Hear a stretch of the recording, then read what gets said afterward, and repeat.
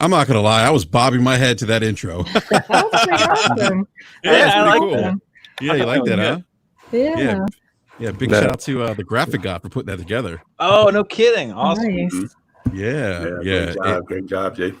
Yeah, it actually runs better when I'm doing this through because the compression sucks on StreamYards, but it runs better on like when I'm doing it through OBS. But I don't think we're gonna do OBS because as Erica knows, I've had some issues. I heard that. I heard that OBS is not that. It's something that, like a last update. A lot of people have been having problems. Yeah, well, I for whatever reason my internet tends to drop because I'm relying on the Xfinity pods, which are so super reliable, by the way. Yeah, they're terrible. But on that note, guys, welcome to this special spoiler cast, BRAP, The Last of Us Part 2. And look, I am super excited to be talking about this game because I can tell you right now, this is my game of the generation. This is the masterpiece. This is a masterpiece, in my opinion. But again, this is going to be a deep dive discussion about all things The Last of Us Part 2. We're going to share our honest thoughts on The Last of Us Part 2, how it compares to the original Last of Us released 7 years ago. Everyone here on the panel has actually completed the game to its entirety. I would probably bet that some of us might be on that new game plus, maybe playing it a second time. But I'm not there yet. I'm going to play it again. I may go for the platinum. Why the hell not? Nice. It's a great game. Nice. Yeah. But on that note, I want to introduce the panel. First, we have a first-time guest. We have Gaming with Persona joining us. Persona, man, welcome to BRAP. Thank you for joining us. What's going on, guys? Thanks for having me, BRAP. Thank you to the panel and everybody here, and shout out to everybody in the chat. I'm Persona, and I'm excited to be here talking about Last of Us. No doubt, man. No doubt. And we also have a returning guest. So somebody who's actually, whether you guys know this or not, BRAP alumni. We have the Drunk Cat Alcoholocaust joining us. Al, man, welcome back to BRAP. Hey, man. Enrique, always a pleasure. Always a good time. And great to be back on with Eric, too, man. Yeah, man. It's great to have you on, bro. Yeah. Thank you for the invite. I think Absolutely. I sort of asked you to be invited. Dude, Al, you know what? Let me tell you, man, we always love having you on. For those who don't know, Al was actually an OG panel member back in the days. I think like 3 years ago. Like 3 years ago. Yeah. Wow, man. Time flies. Yeah. Oh, yeah. Big time. Yeah. I remember you were on when we had David Jaffe and Ryan McCaffrey on. Yeah. Wow. Yeah, good times for sure. Ridiculous. Oh, yeah. And then we have a returning guest. We have Erica's for the win. Erica, welcome back to BRAP. Glad you could make it here. How are you doing this evening? I'm doing well. Like I told you before, I just woke up, had a nice nap, made it just in time. I'm happy to be back. Always a good time. It was a good time last time. I'm sure it will be today. So yeah, thanks for having me. Absolutely. My pleasure. And we have Abby's trainer in the house. Most of you don't know that, but Eric Jackson, what's going on, sir? Oh, what's going on, man? I'm happy to be here, man. This panel, I'm excited to talk about this game, this very polarizing game with this panel. And I think it's going to be some interesting topics and interesting discussion. Absolutely. So I'm ready to jump in. Yeah, absolutely. And we are going to have Slow-Mo Backslap joining us, or Slow-Mo Damas, as we call him. He's leaving the in-laws house, I think is what he said to me. Hey, speaking of The Last of Us Part 2, I'm going to give a big shout out to my man, Gaming Forte, who was able to get me a copy of the collector's edition for The Last of Us Part 2. I couldn't find it anywhere here in my area. And his store had a copy left. Somebody did pick it up. So Forte picked it up for me and is shipping it.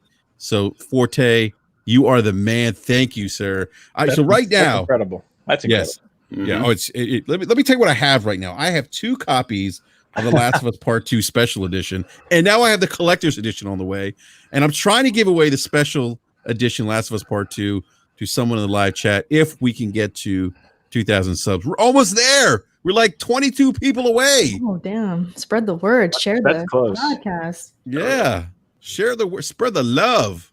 Anyhow, but yeah, so I'm super excited about that. Want to give Forte a big shout out, and actually Forte is the one who designed this beautiful Last of Us Part 2 thumbnail, which is awesome.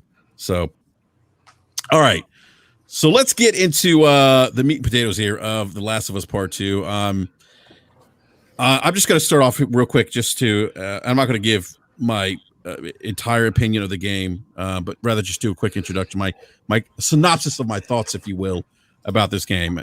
It's a masterpiece. I was blown away by how good this game was, and look, I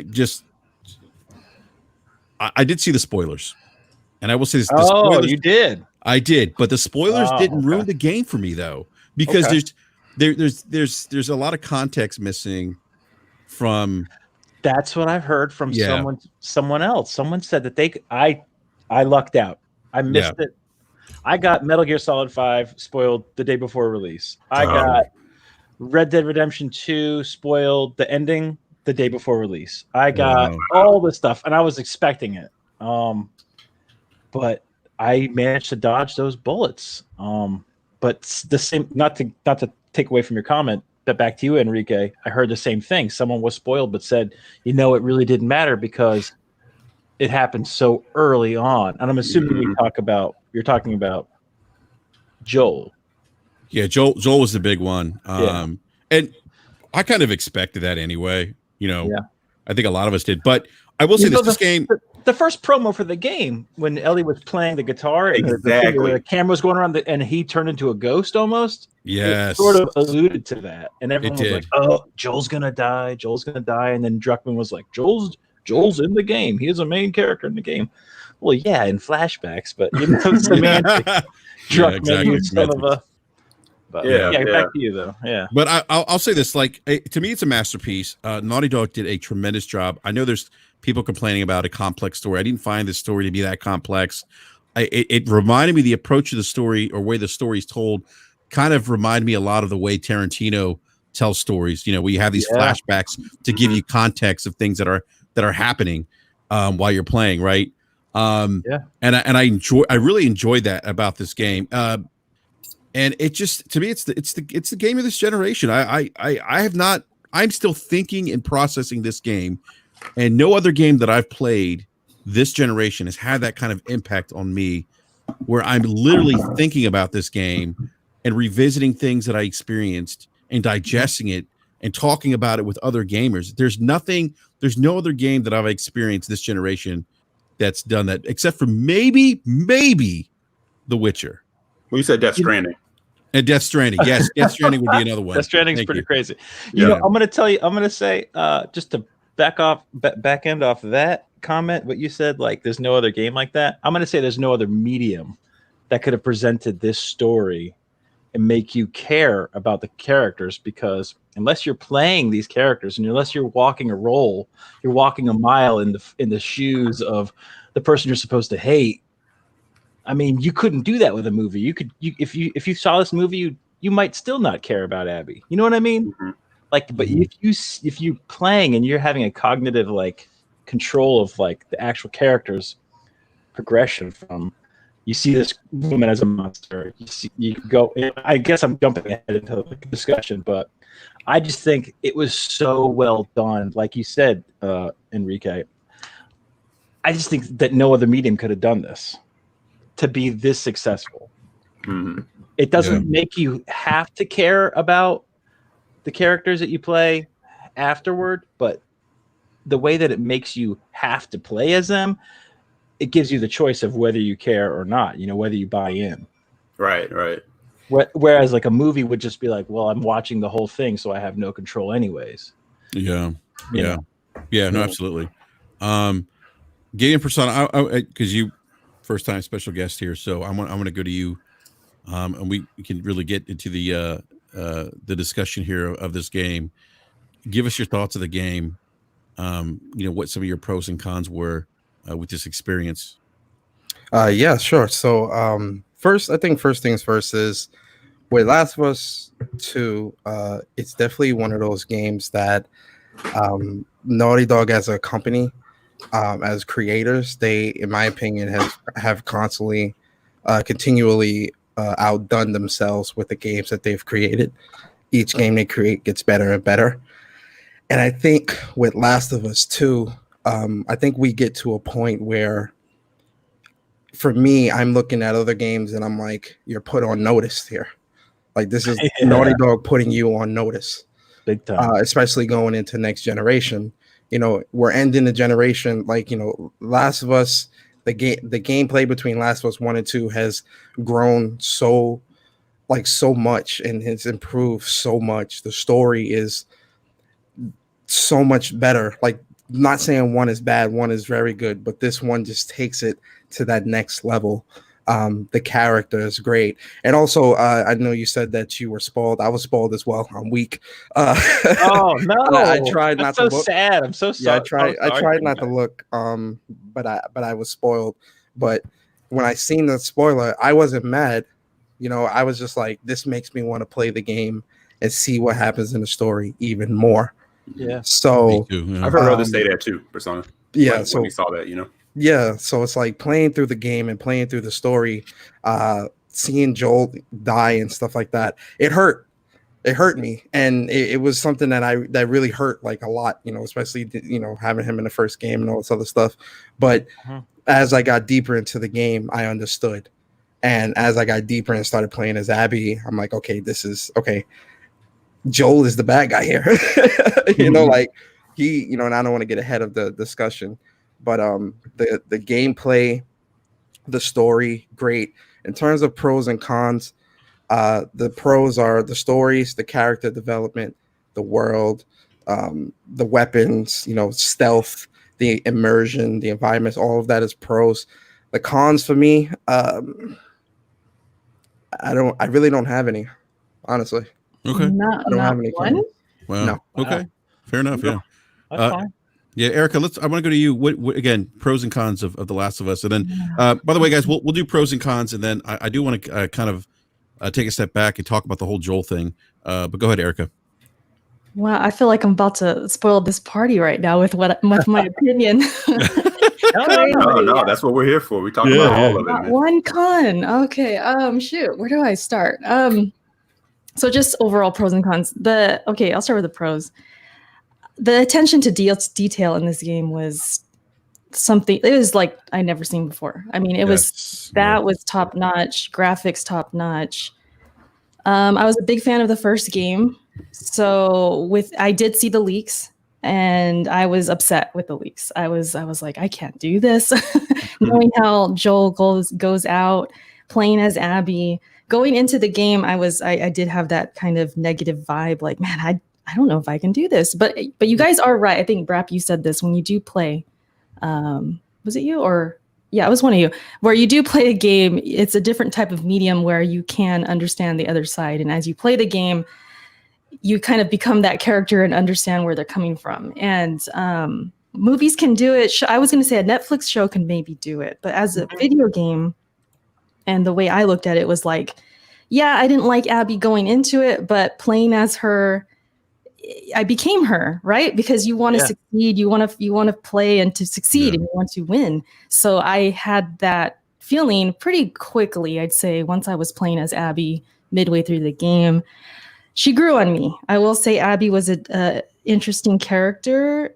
I think she was written in the way to where that was supposed to happen. I think they wrote Ellie badly, in my opinion, to where I favored Abby more. I did not think that was going to happen. Interesting. The more I think about this game, the more problems I have. And I think the big one I have recently, the biggest one I have recently is Ellie. I thought at first it was just going to be Joel. Like, oh, I'm going to be mad about Joel and whatever. I guess I kind of accepted that. But with Ellie, I have problems with how she was written and how she was presented. And a lot of people make a big deal about like, oh, Joel would never act like that, right? He wouldn't be so open to other strangers and stuff. And I thought about it. I'm like, maybe. But on the opposite end, you got Ellie who's like total opposite of Joel. So it's very it's a lot to get into. I wish I had notes. You guys, I feel like you guys got notes. I just came in here like top of the head. No, it's okay. That's absolutely fine. Yeah, it's a lot to talk about. Yeah. And it's hard to sum up because there's just so much to it. But The I best ended thing up about getting, this, not to interrupt, but the best thing about this is if you get something and someone mentions something, you can just piggyback Right. off their comment. Yeah. right. That's Yeah. true. That's I true. think there's going to be a lot of that going on tonight. I'm sure. But as far as like those pros, I stand by those strongly. You know, the graphics, the attention to detail, the voice acting, the acting in general, just they did amazing. And getting us to be so divided, I think speaks for something. So even if I don't agree with certain things and you guys maybe don't agree with certain things, this game was able to do that and on such a huge level, not just between us, but like all over Twitter, all over these reviews. Erica, and that's a huge thing, right? That's why this game to me is a masterpiece, because what other game does that? Like to your point about Ellie, I don't agree with everything that you said about her and how she was written in the game, which is fine. I think some of us are going to have a difference of opinions with this game, but that's the beauty of this game, though. Like we all almost had, many of us probably had very similar experiences, but then when it came to some of the characters, we probably have different feelings about how they were portrayed, dialogue, choices that they made. So, I mean, those are great points, Erica. Great points.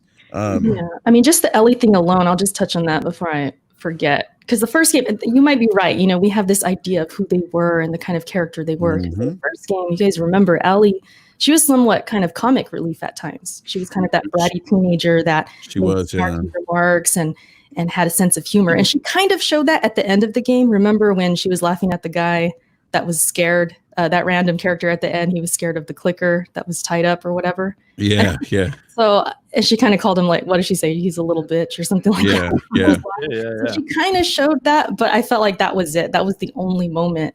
And people change, people evolve. I understand. But if we see Joel turn, much more in a, how would we explain Joel? Like he's just much more open to strangers and trusting and kind of laid back, right? He's kind of like this dad. And then you have Ellie, who you would think maybe would lay back a little bit too. But I guess because she had so much resentment towards him and was just angry. Well, I was going to say, I think I get it. I get it, but it still kind of hurts. It's like, man, you were such a funny little kid, and then now you're just like dark. Well, I think in terms of Ellie, I think what we also have to keep in mind is, I think it's probably like halfway through the game, through one of the flashback missions where Joel tells her, like, look, this is what I did at St. Mary's, and this is why, this is the truth. And that's what I think, that's where you kind of start to understand, because I can see how at first you're like, oh, she's kind of always depressed, she's always down and whatever. But I think we also have to remember that, like, in the first game, Ellie wanted her life to matter, and if that meant her dying so that everybody else can live, she was willing to accept that. And you understand that in the second game, where she says that wasn't, she tells Joel, that wasn't your decision to make. My life would have mattered. This is, right. So I think think we have to also remember that, she's dealing with the fact that I think she feels like a failure because she can't die from this. Absolutely. She's walking around here fighting these things. There's still all this war and stuff like that, right? I think she's also being weighed down by feeling like that, but also at the fact that she's conflicted because she does love Joel. She does look at him as a father. She does appreciate. I think a part of her appreciate what he did by doing that, but still hates him because by doing that, you took away my choice. You took away the choice from me.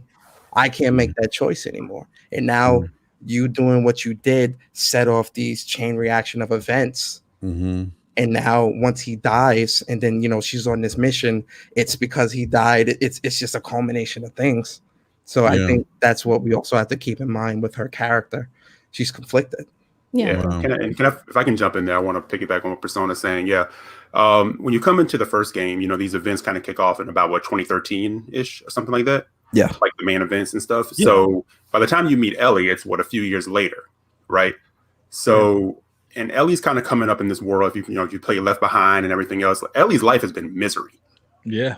Everybody that's been around her has either died or she's been kind of put off. And hasn't really had direction. Someone else. Right. Yeah. So Joel has been pretty much the person that kind of mentored her, and it took them a while to warm up to each other. Mm-hmm. Right. And there's a naivete that she has as a younger kid in The Last of Us, right? That kind of carries over. And you saw it in the flashbacks in The Last of Us 2, that they still kind of had that thing going until Joel explained to her what was going on. Now she's dealing with that, but she's also kind of ostracized the person that she looked up to because of the decisions that he made. Right. Mm-hmm. So now you have a gap of time where she doesn't have a mentor. She's not talking to Joel. She's kind of doing her own thing. She's living on her own. And we've all been teenagers. You're pissed off at everything. Yeah. All the time. Even when you have society and you have people in your life who are looking out for you, you just have like this anger and this angst, right?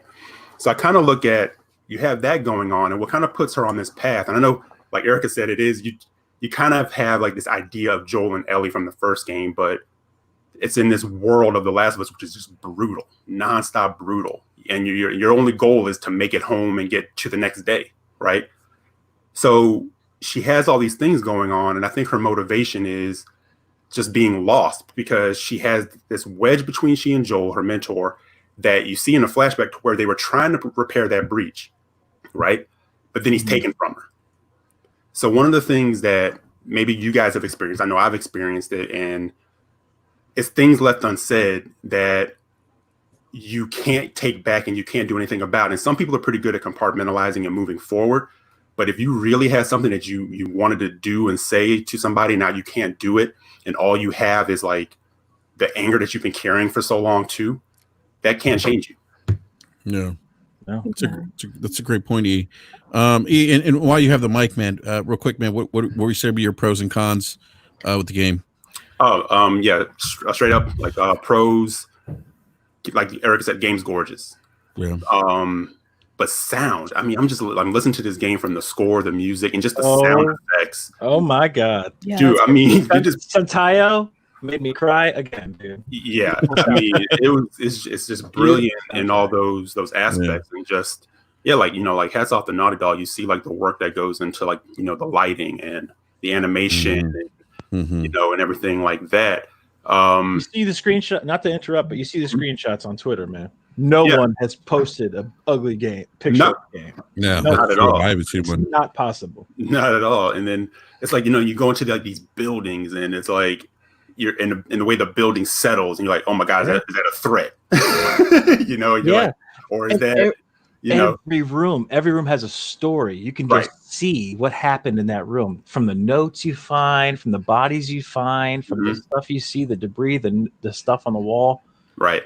Incredible. Yeah, absolutely. And for me, I know, we're going to get deeper into the story parts of it, and I'm seeing people going back and forth. But one of the things I will say this about a game like this, and games in general, like, I know the debate has always been, are games art? And I feel 100% games are art in every level. But there are games that kind of transcend and they challenge people, which is what art is supposed to do. It's supposed to spark conversation. I agree with that. Good debate, healthy. It's supposed to challenge your intellect. It's supposed to push you emotionally. It's not for everyone. What may inspire you, I may not like. That's beautiful. That's what it's supposed to do, right? And that's what this game does. And I'm sitting back and watching it. And those who are actually debating healthy, I love it. There are people who seem to keep coming back at you nonstop, and it's exhausting because they want you to feel a certain way about it. You're like, I don't feel that way. And nothing you say is going to change that. This is how I feel. You need to find out how you feel, that type of thing.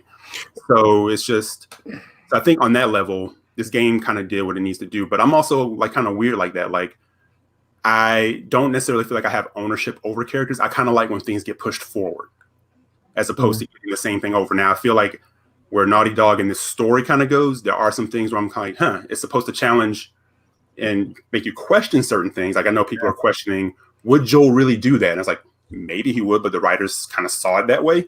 Maybe he wouldn't. And my thought process is, and I think this is what you're supposed to do, is think through it and go, Joel the smuggler, had to do a lot of things that he probably, that the Joel before the pandemic would not have done because he was put in those scenarios. Jackson Joel is probably a very different guy. We all change, so part of him going out and going on routes and hunting and taking out clickers is actually meeting people and kind of bringing them back or trading with them or doing whatever. So I don't know. that's just kind of how I look at that. So my only con was kind of more so along the lines of I felt some of the pacing at times. I kind of started laughing at it. Where it's like we got to find another way around. But someone pointed out to me on Twitter. They said they felt the same way until they went back and played again because they were so eager to get back to certain points to find out what was happening. Yeah. So it kind of changed for them when they went back through again. So I'm going to start my platinum run. Okay. And I want to see how I feel then. I agree with you on that. I agree on the pacing issues on your initial playthrough. I was at 43 hours on hard, my first playthrough. Mm-hmm. I'm at 26 hours on my survivor playthrough. And I'm almost done.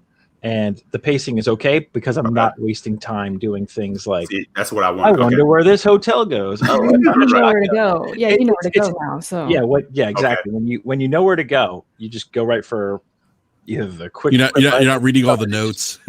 Yeah, I'm just like, I don't need that. I don't need this. But I agree. It's a little long.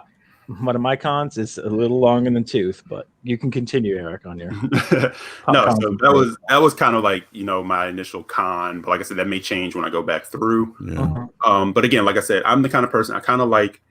Would Naughty Dog have just delivered if they said, "Hey, we're going to do the game where you're Joel and Ellie, and you were attacked in Jackson and you lost people, and they pulled the Walking Dead thing where now we got to go and avenge these people, and we're going to go across the country and." Vengeance is served, and roll credits. And I'm like, I never saw the leaks, so I thought it was right. And I'm sorry, are you guys still there? Yeah, we're here. I think you also. I never saw the leaks, so I thought that's what it was about. And I think a lot of us did, and the fact that it wasn't that, I was kind of like, I don't know how many of you here watched The Walking Dead, but I kind of really fell off of that show, seasons ago. And there was a pivot point in that show to where I thought was brilliant, but they never really went with it. And that was sort of like when they showed up in Victoria, Rick and the crew, and they meet these people who are kind of like in this community of settled people, and they're just dropping bodies and they're doing these heinous things, and these people are freaking out. And they're like, and I sat up and I went, holy shit, do we become the bad guys? Yeah. And we're the baddies now. We're the bad guys. And I'm like, that was exciting. So it's sort of like, I'm kind of weird like that. I like when things kind of throw me off and it's not just like the predictable. And I kind of feel this ownership that people sort of have, like, well, this is how it should have been. That's fine. You can feel that way. You don't have to accept it. But I can appreciate someone challenging like the status quo and saying, no, this is kind of what we're going to do. And I like the fact that the game said, get comfortable being uncomfortable. I think that's definitely what they set out to do. Sorry, I just want to put that in there. No, go ahead. It's right in your face. I feel like Naughty Dog wants you to be uncomfortable. They've even said it. I don't know if you guys saw their spoiler cast. They kind of talked about they did say issues, that. And they said with Joel, they wanted that to be uncomfortable and shocking. And I think you're maybe just one of two people when it comes to this. Like, that's why it's so divided. On one side, you're going to think that's brilliant. That's a masterpiece. It's awesome. I saw it in this show, like you said, Walking Dead. And I it didn't happen there and now it's happening here. So I really, really enjoy that. Or you're kind of like me where you're like, well, I've seen this before. This is, it's shocking for the sake of being shocking, and the pacing issues with it can become an issue because it's like, well, it could have been done better. At least that's where I kind of stand. It's like the events that happened, I'm not mad that they happened, but I do feel like the pacing could have been better in the way of like things are arranged differently. Maybe death happens later. Or maybe it happens if we get to know Abby a little bit more, or just certain things that I think could have made it better. Absolutely. Hey, what's up, guys? Hey, Yo, what's up, Slow-Mo? Hey, real quick, because we got a big cast here. I do want to wrap up the pros and cons. Are you done with the cons? Can we move to Al? And okay, let's go to Al with pros and cons. Al, go ahead. Pros. You know what? Let's start with the pros. Okay, the pros. I'm gonna flashback now. We're going back. Last of Us, the original. It was not Joel and Ellie going through the Mushroom Kingdom to get a cure. The actual story of Last of Us was how Joel deals with the grief of losing his daughter. The end scene happens because, as a father, now I know this doesn't apply to everybody, As a father, if it becomes between my daughter, life, giving the cure to everybody in a world that's gone to shit, not nowadays, not where we have medical science that's actually good, but in a world that's gone to shit, if it comes to the life of my daughter that I have control of and the rest of the world, fuck the world. Mm-hmm. So I was 100% on board with what Joel's decision was. I know that was a very decisive point on the end of The Last of Us. Everyone's like, how dare he do that? He's such a disgusting monster. And people looked at me like I was crazy when I said I would have done worse. I would have killed everyone in that hospital, burned that place to the ground. I would have done everything. Once I found out that the cure was not even an actual cure, they didn't even know if it would work. Right. At that point, this is before Last of Us 2, when we got to know the doctor and his family, etc. At that point, like, I was completely on board. I did not get spoiled by The Last of Us 2 going into it. To say I was shocked was a bit of an understatement. I had all along assumed that it was something that happened with Dina that got kidnapped, or got killed, or she ended up being the bad guy, or that's what I was talking to actual Kyle Bossman, and we thought that it was Dina was the bad guy. That was our like conspiracy, but it wasn't, and I was like, oh my god, it's not. It's actually Joel. They're gonna kill Joel right off the bat. Oh my god. When it happened, I was angry, but I wasn't sort of like, I was just like, this is a little strange. And then it wasn't until I woke up as Ellie the next day with the bruises, and I had to go downstairs and like talk to Tommy and his wife is Maria. Maria, yeah. I, 43-year-old guy, I cried for about 10 minutes before I could walk down the stairs to talk to them as a character, like holding the controller, like thinking about what's happened. And I'm just, and I wasn't like, Joel wasn't my favorite character or anything like that, but just how you could go through that and how I had such a connection to the end of the story and at the beginning of the story in The Last of Us, the first one, when he actually lost his actual daughter. I was just like, man, they're just going to take him away from you like that quick. And it's like, man, I went through that so fast. I thought that like maybe I had rushed that and maybe it wasn't supposed to be with the intro and this. That's all the prologue. The actual game doesn't start until Seattle Day 1. And like, people don't know that. People are just like, oh, well, they really rushed that. Well, it's the prologue. It's supposed to happen before the credits, the start of the movie. So what I'm trying to say is the thing I liked about it was the unexpected. I did enjoy how they presented their characters a little bit, but I do agree with Erica. I think that they, as a thing I didn't like, I think they underwrote Ellie big time. Mm-hmm. They made every time you had control of Ellie, you were doing something awful. You were killing dogs. You were killing people. You were hell-bent on this fucking revenge mission, but it wasn't even a revenge mission. If you remember what I said before, The Last of Us wasn't a story about Joel and Ellie going through the Mushroom Kingdom to get a fucking cure for the virus. It was Joel dealing with his grief. This game is about Ellie dealing with her grief. And how she deals with her grief is not a revenge story, because in a classic revenge story, what happens at the end? You get your revenge. What happens at the end of this game? Yeah, absolutely nothing. It leaves you. No, in the end, she finds peace. Does she though? Where's Dina? Peace? Who got away? Got nothing. Yeah. Okay. So I wouldn't call that peace. Yeah, I don't call that peace at all. I call that she's on a downward spiral and she could go anywhere from here. I think she let the bad guy go. She let the bad guy go. She lied to her father figure's brother, dead face in the face, that said, "You're gonna fix this, right? You're gonna do Joel proud, right?" Now, I'm not saying like take the side of the bad guy and all this stuff, and I'm not trying to get worked up. I am in agreement with Enrique. I absolutely love this game, but I love this game so much for the same reasons that Eric likes it. I think is that it makes you question what this medium can do. Yes. I thought it was awesome. I think that the animations and the sound design and everything on a technical level is just cannot be touched by anybody on any medium. This is it. Yeah. I think Ellie was a little unwritten, maybe a lot of unwritten. I think Dina and I think Jesse had a lot of awesome dialogue, and the way that they reacted, and how Jesse was excited about Dina having a baby, and he was excited to tell his mom about that. Like, it was just a small comment, but like things like that, like set the script like off for me. I was just like, oh, that's awesome. I think the side characters I can't ignore the huge buff chick in the corner. I think the characters surrounding Abby were also strong. I think Manny was really good. I think Owen was good, but Owen was a dirtbag. Owen was cheating on his pregnant girlfriend or wife or whatever the hell they were. I mean, he was a scumbag. But every time you play as Abby, you get to play with the dog. You get to have a good time with all these people, but you treat people like dog shit. Whereas Ellie is killing people too, but she never has a peaceful moment with a dog. It's just like the little things like that where they try to push you over the edge. I didn't like that. I was just like, oh, you didn't need to do that. Like, you could have respected your audience a little bit more than that. Like, Yeah.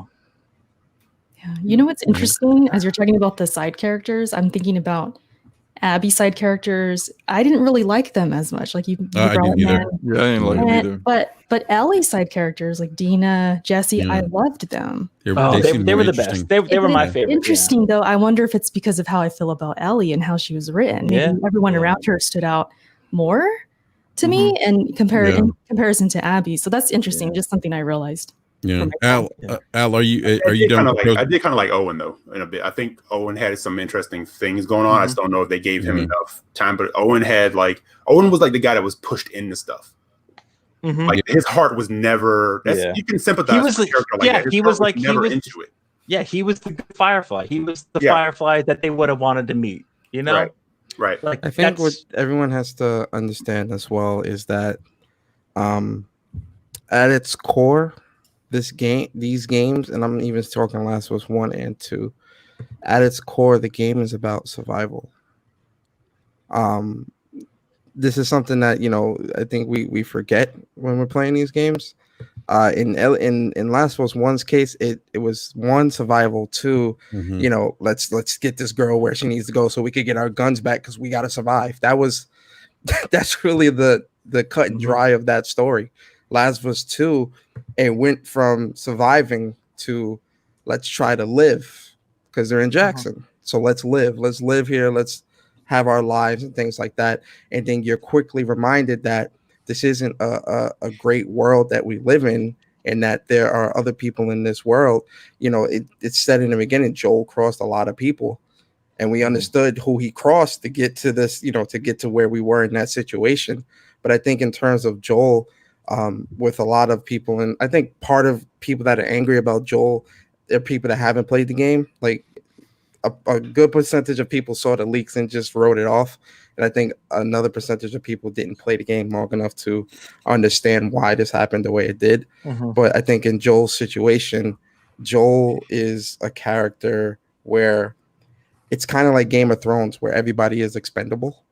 Yeah. Especially in this world, because again, it's a world about survival. And in terms of Joel, and in terms of Joel and Tommy and them, the situation that got them in that moment where they were running from all of the infected and stuff like that, and they get there, being in that type of environment with Jackson, that's a very a quote unquote safe environment, right? Your guard comes down a little bit.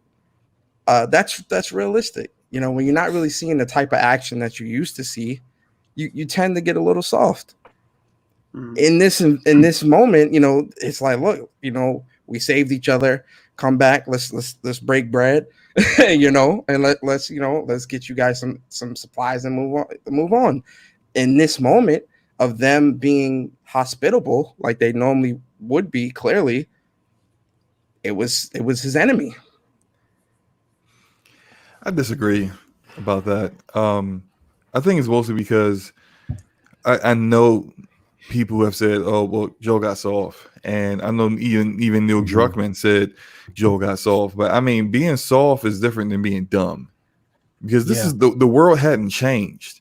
Like Wyoming is no different than Boston, you know, and or all the places that they travel through to get to get Ellie to the Fireflies.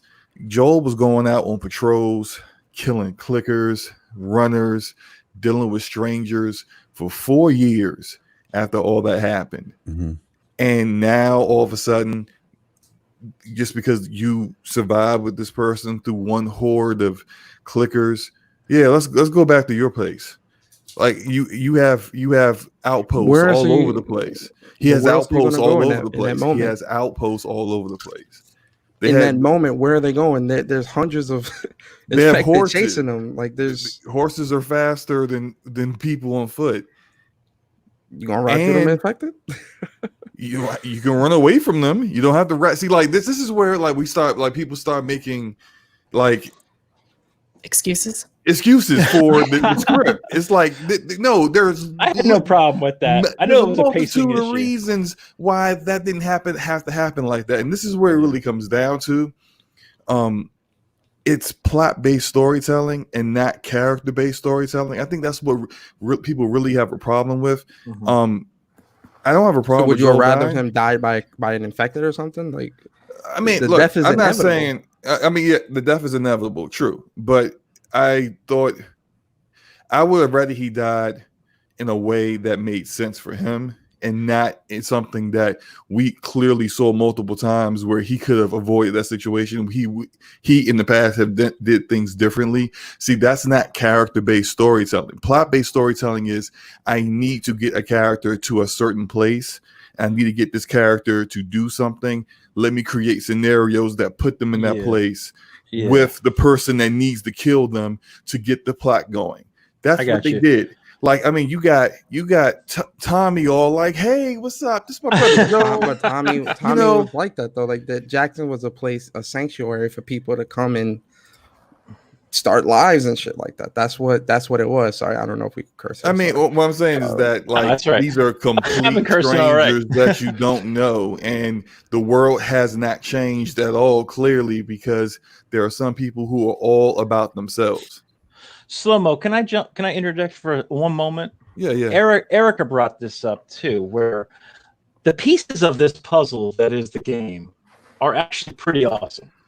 However, the way that they're arranged is a little funny. And I was going to comment on her, but I forgot to do Enrique. My apologies. But to piggyback off of what Slow-mo is saying, if we had seen, say, like the intro sequence, the snowball fight with Ellie, up to that point, before Joel meets up with these people, and then all of a sudden, bam, now we're Abby as a kid with her dad looking for a zebra in a zoo, and we play all the way up through her flashback sequences up until he dies in the Firefly Museum at St. Mary's, and then we come back to Tommy and Joel getting kidnapped. Now we have a reason why, oh shit, this is what's going to happen. That's who's killing me. Would you have more of an issue with that, Slow-mo? You know what I'm saying? Like just moving the pieces around, sort of. Yeah, I mean, I wouldn't really had it, and I wouldn't have had an issue with that. Like, I guess, and some people are saying in the chat like I'm hanging the entire nitpick off of the prologue, and that's not. No. I'm saying one thing. It's your opinion, and it is as valid as anyone else's. And like, I mean, I did a 20-minute review on this, and I watched it. It was very awesome. Someone in the chat actually broke up a very good point about Last of Us 1 at the very beginning. Actually, when they went with Marlene, Queen, the leader of the Fireflies, to go see some guns that they didn't know if she had or not. That could have been a trap as well. He was against it though. Remember? Tess was the one that had to talk him into it. So I think it's like knowing that about Joel and how hard-headed he was and how kind of stubborn he was. And we got to backpack off of Slow-mo too. We have to remember Joel was doing the whole smuggling and all of that for like 20 years. Yeah. Right? It was 20 years after his daughter died. Yeah. Right. And then he meets Ellie, and then Ellie lived there. It's another 4 years after that. And now we have last two. So that's a long time to be in this world, because now everyone's saying, oh, but this world is so dark and everything. Yeah, it's been like that for 20 for a while. Years. For 26 years, I think. It had been like that. Yeah, that's why I think Slow-mo and others do have this problem. Like, wait a minute, That It is the shouldn't have been Joel that so we trusting. know, kind of thing. Yeah, Yeah, that's where, and I'm not even saying like the game's horrible because of that. Like, I actually really enjoyed the game. I feel, and I've said this before, that literally every single portion, I'm talking about sound design, gameplay, combat, animations, the voice acting, all that stuff is by all like hands down superior to the first game. I was talking about how like I love like the little parts where you pick up letters, notes, and things, and you see stories from people who had already passed. That's like probably some of my favorite parts of the entire game. Just reading about that, like that dude with the Boris, with who you get the arrow, the bow and arrow from. Who trapped the people in the garage? Yes, great story. So this dude was good. like So he was good. like a pillar of his community, and people looked up to him, and he was killing clickers for everybody. And then his daughter gets killed, and he just flipped. And it's just it's spray painting. She got killed for spray painting. Spray painting, right? You know, like graffiti. She gets killed. He loses it, and you know, it's you read all these stories about this guy, and then you go into his home and you run into him, and it's just like as soon as he tackled me, I was like, oh, it's Boris, and I'm like, you know, the fact that you know a clicker, like that's pretty amazing. Pretty awesome. That was pretty wild. Yeah. Yeah. Go ahead. I was gonna say real quick because you know, I trying to keep this under 2 hours. 'Cause you gotta be serious. This is great. I mean, we could probably talk about this longer than 2 hours, but I want to go back to Joel because the death of Joel has been kind of a you know, a sticking point for a lot of people. Why did he introduce himself to Abby? Why did he leave himself so vulnerable? That's not the Joel we know. And I've thought a lot about that, like. And I'm thinking that there was a different Joel. This goes back to Last of Us, the first Last of Us, right? He was probably, I'm assuming again, my assumption of Joel is that he's probably not the Joel the smuggler Joel, the Joel that was doing some shady stuff before Outbreak and before his daughter was taken. His daughter was abruptly taken away from him. Like there's this outbreak, shit's going crazy. His daughter gets shot right in front of him as they're trying to escape and dies. That's day one of the outbreak. That's Joel's experience day one, right? Mm-hmm. And then I'm thinking, and then he meets someone else who fills that void. Because Joel was, remember when we first meet Joel, like, you know, I think it was, I don't know, I forget, 20, is it 20? I forget how many years after. It was 20 years after 2013, so it would have been. Yeah, it's 20 years. You're right. 20 years. 33. Yeah, so 20 years after, you know, the outbreak day, and you know we see him and he's like, you know, drinking heavily, and you know he's hanging with Tess. Hanging with Tess, yeah, right. He's Tess is an amazing character, and she didn't have that many lines, but she was awesome too. Yeah, she was awesome. Tess. Yeah, she's great. Lost her early too. Yeah, we lost her early too. Oh, so sad. Yeah. So, you know, he finds Ellie, and this is like somebody that fills that void, that empty void he's been carrying for the last 20 years. That brings not at first though. She was a burden to him. Yeah, she was a burden to him, and then she sort of became what he was missing, and then more important than what the mission was about. Like I said. Yeah. It was. I thought it was amazing in the dialogue of the first game. You notice how Joel spoke to Ellie in the beginning when he first got her, like, you know, like she's a burden. I don't want to do this. This is stupid, right?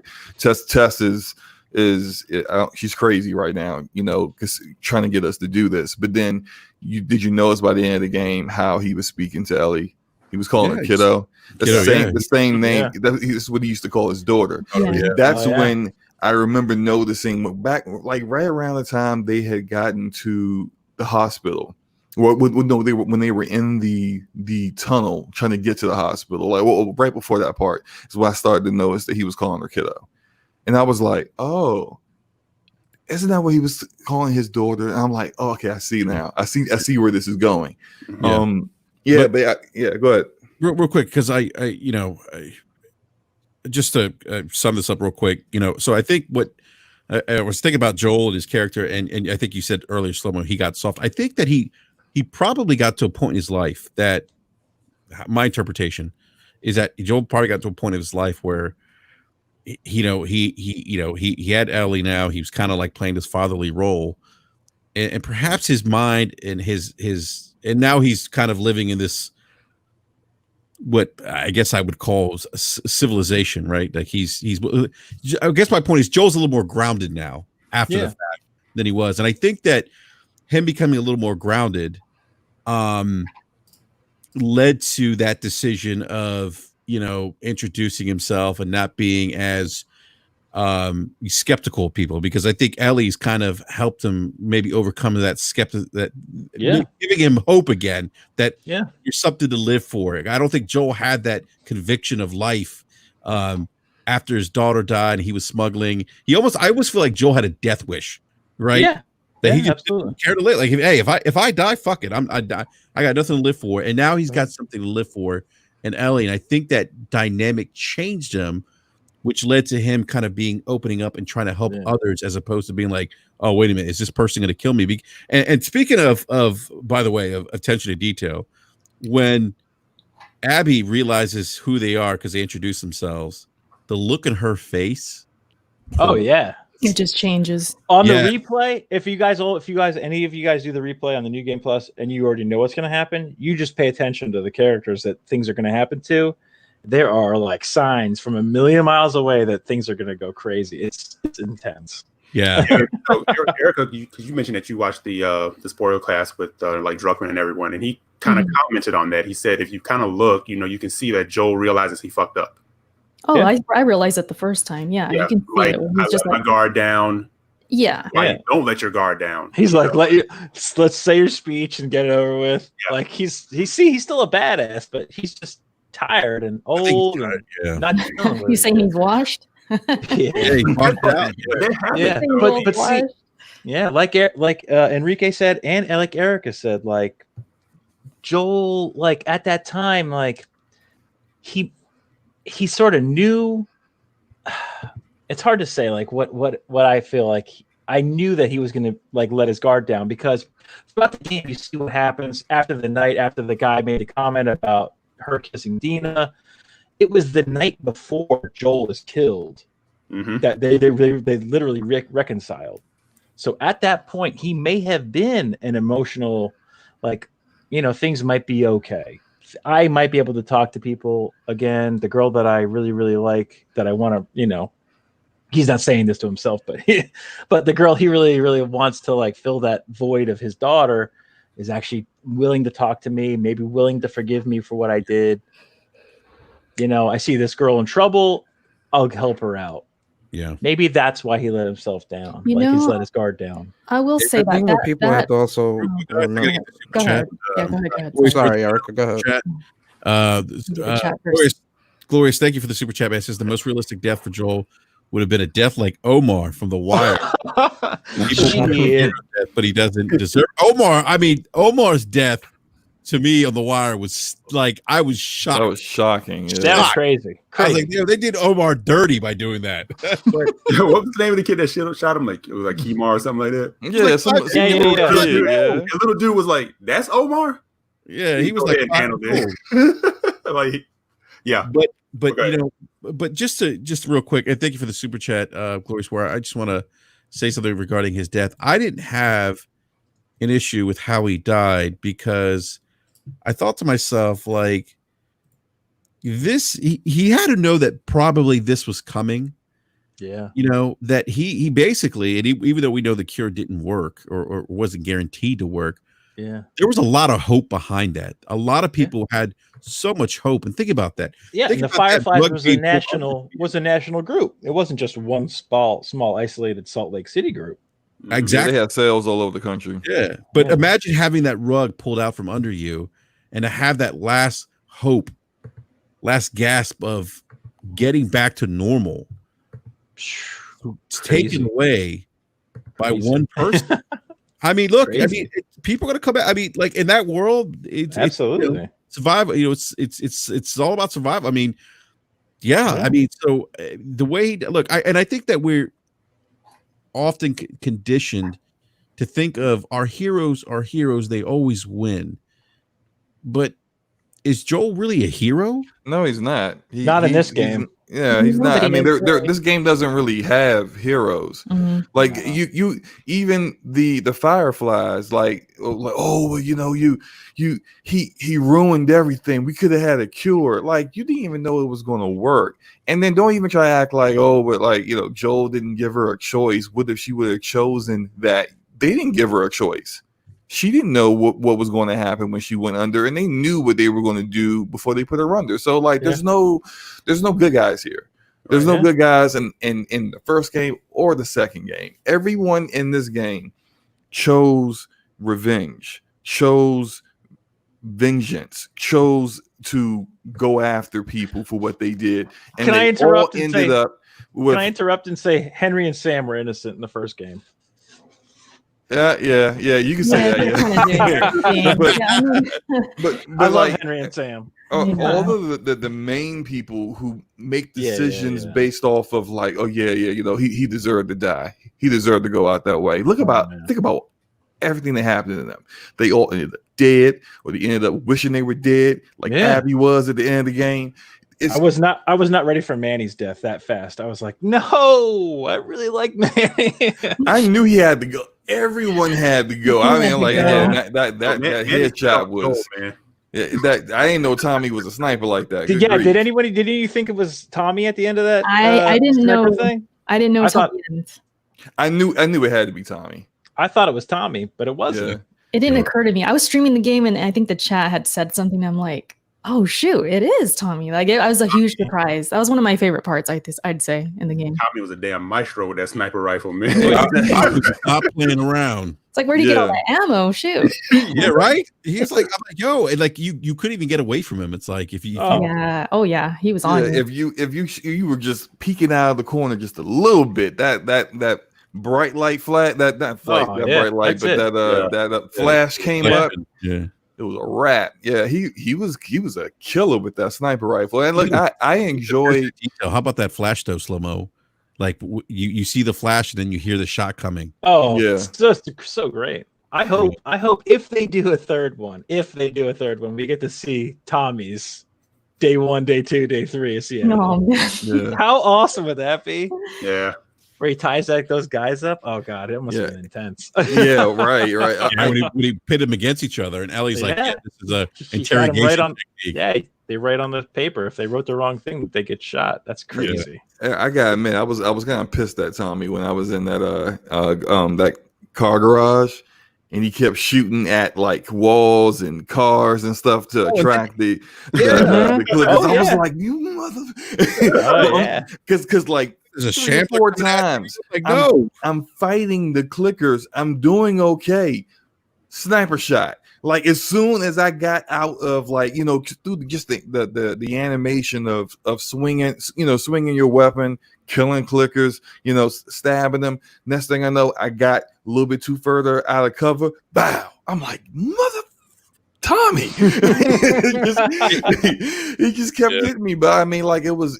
I really enjoyed that part of the game. I think in regards to those sections and just in general, the days 1 through 3 in Seattle, I think would have been better if they would have had Ellie and Abby's focus go back and forth within those days. So like day 1 Ellie, then day 1 Abby, because I think for a lot of people having that long period of time with Abby, who many of them just didn't like because she killed Joel or she's a brand new character they don't really care for, having that long period of time with her kind of like made some people feel some kind of way. I actually enjoyed it because I got a chance to really get to know her character and some of these other characters. But for the people who had issues with that, I think they wouldn't have had those issues if one, they didn't already know that all Abby's friends were dead.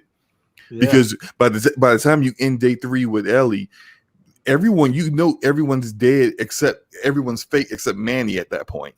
So it's just like, like here's a love triangle with 2 dead people. Okay, like it's like I found it interesting, but other people like I don't care about them. They're dead.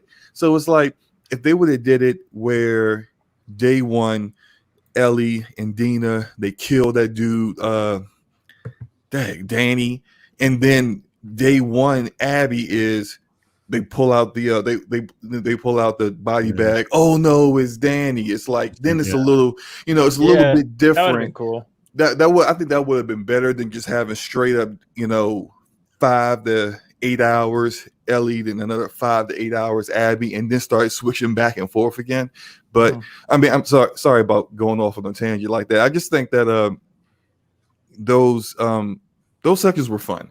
Yeah. And I maybe it's just me, but I love playing as Abby. Just like I did too, dude. Man, way better. She had such better weapons. I didn't even want melee weapons with her because them fists were lethal weapons, all of them on their own. Man, I mean, just straight one hit of quitting, guys. Infected people. Before we get to Abby, though, I kind of want to wrap up Joel. Kind of, his role in this game. What do you guys? I mean, do you guys say? Because again, this was kind of. I've seen people say he was disrespected the way he was, ended. Did anyone on the panel feel that way? I'll say my piece. I don't think he was disrespected. Maybe he didn't have enough play time. I've seen a lot of reviews for the game. And people don't want to mention the name, but I agree with Angry Joe. I think maybe we should have deserved more than 5 minutes of play time as Joel. But you don't want to be an entitled gamer like we deserve more. But we spent so much time with us playing as Joel. Maybe we should have done a little bit more, but I agree with that. But I think that the birthday gift flashback sequence with Joel and Ellie was it made up for it for me personally. That part was so good. He was just so happy. It was so awesome. But it was like sad and happy at the same time because he was gone, exactly. Yeah, it's a great point. I think that was mine. I was going to say, I don't think he was disrespected. I'm not going that far. I just think, like I said before, if things were rearranged differently, maybe if we got some of those flashbacks sooner or got to play with Joel sooner, as far as like taking out, clickers and things like that, just to kind of give us that warmth of Joel, like, oh, we got to get enough of him. And then now we understand. The pacing would just flow at that point. Like, okay, now he's taken away. Because like we said before, we kind of all guessed that he was going to die. I know I did. Of course, yeah. I was like, I did too. That's no surprise. I guess it's just because it was so early. And then Drunken Cat, I wanted to mention this earlier before I forget. You talked about the last scene. Remember when Ellie tries to forgive Joel? She tells him, you know what, I don't know if I could forgive you, but I'm going to try. And then he's so thankful. He's like to tears, right? And then the next day he dies, right? Mm-hmm. So thinking about all of this and letting his guard down, that could be the moment because he's like, I finally got peace with Ellie and I finally got that. So, but the problem is it comes at the end of the game, right? Yeah. And that's my problem going into, not to interrupt, but that's my problem going into New Game Plus because I know that scene happens right before he dies. And that scene was even more intense the second time around. Yeah, I could see it because now that's what comes. Yeah, but that's why I said it kind of leads into that things not really mended, and now she can't really mend it. So she's dealing with that angst and that guilt the entire game, and that's the motivation, and that's what's driving her. But that in the end, also what sort of like whatever her path is now, that's the thing that kind of kept her from going to the complete brink. Is seeing that vision of Joel.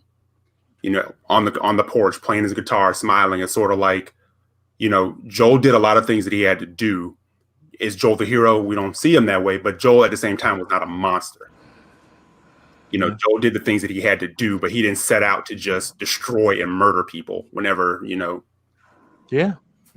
was justified in his mind. He was justified. Right. He even said it too. He said, if I had the choice to do it again, knowing what I know, I would do it again 100%. And I completely understand. I don't think his character was disrespected. I think that's just people who are a bit just bitter about him dying the way he died. It's right. I think bitter about it. I think I'm bitter about him dying, period. Right. But the thing is, it's like, okay, what how much time can you put on it? It's playing as him that's going to satisfy, So I don't think he was disrespected. And like Wapzilla said in the chat, he wasn't disrespected as a character because you still got those moments through the flashbacks of how close these two characters were. And they were powerful moments. That's a great point. And her That brain was is the, true. but Very that's true. the point though. Like, and I think that's why the game is set up the way it is, because I feel like they wouldn't be as powerful if he was alive for half the game and then you start doing this, or if you did all that in the beginning of the game and then he dies. I don't think any of that would be as powerful, because you're like, oh, that happened. You know, I forgot about that. Oh, you know, you're reeling about him dying halfway through the game or towards the end or wherever they would have, you know, people would have wanted him to die or whatever. Those flashbacks wouldn't have been as meaningful, in my opinion. I feel like him dying in the beginning of the game or early enough in the game, and then you start, you know, you're playing as Ellie, then you start doing the flashbacks. The flashbacks hurt just as much. Like it hurt just as much. Like, I mean, they were good. They were good. I'm not saying they're bad. Yeah. They were excellent, but it's like seeing that, and especially the museum one. Yo, man, I'm like, yo, this would be me and my daughter. It's like straight up. Yeah, it was twisted. So like that stuff like really like it ate me up, because one, like, you know, these characters are so great, but two, you know, Joel dying, you know, Ellie being in the mind state that she's in. All of that is like, it's just, damn, man, like Ellie was just so carefree and so happy, and you know, seeing all that just hurt. Like it made those scenes that much more powerful and that much more impactful. So that's why, you know, I'm glad that the game is structured and set up the way it is, because everything matters. Yeah. Real quick, guys, I get the super chat from our good buddy Gaming Forte with the $5 super chat. It says, great insight by the entire panel. I enjoy the gameplay. Above all, I wish they showed Joel being more at peace before they killed him. Didn't like it. So yeah. There's no peace in the world of The Last of Us, man. Well, not only that, but Joel, I mean, this, you know, a lot of people might not agree with this, but Joel doesn't deserve peace. You know, we forget what he did in the last game. You know, like he broke his word. He broke contract. And, you know, think of it this way. He broke contract with the mafia. Think of it like that. The mafia tell you to do something, you don't do it. What happens? You die. Well, the same thing happens here. Like his job was to deliver Ellie, and I mean he caught feelings, you know, like, and that's a you problem. Like let's get down to the nitty gritty. It's like, you know, going out getting a prostitute. You caught feelings. That's a you problem. That's not my problem. Nice. I still got to go out the next night and make some more money. I'm being real. You caught feelings, not me. Yeah, you know, and he, like you said, like he broke his contract, but he also caused a ripple effect in the sense that he took someone else's. It's funny he did what happened to him to someone else, and inversely did it, meaning that he took Abby's father away from her. Yeah, which is crazy. Like, if this is this a segue? Abby? This is a segue to Abby. Yeah. Oh, man. We got when I played that sequence, I was just like, "Are you fucking kidding me? This is horrible." Of course, she would have done that. Yeah, I mean, I did the same thing too.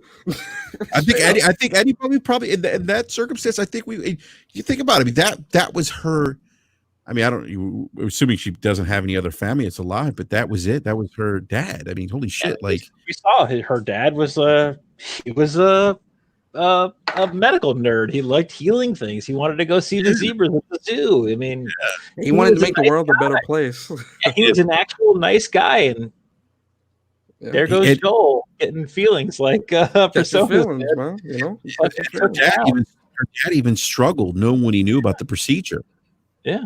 Do I do this? Yeah, exactly. And it's just like, oh my God, this is intense. Yeah, Marlene as well. I really enjoyed that part where it was Marlene talking to, his name is Jerry, I think, the dad, and saying, what would you do if this was your daughter? Because she was having a battle within herself too about this. She was.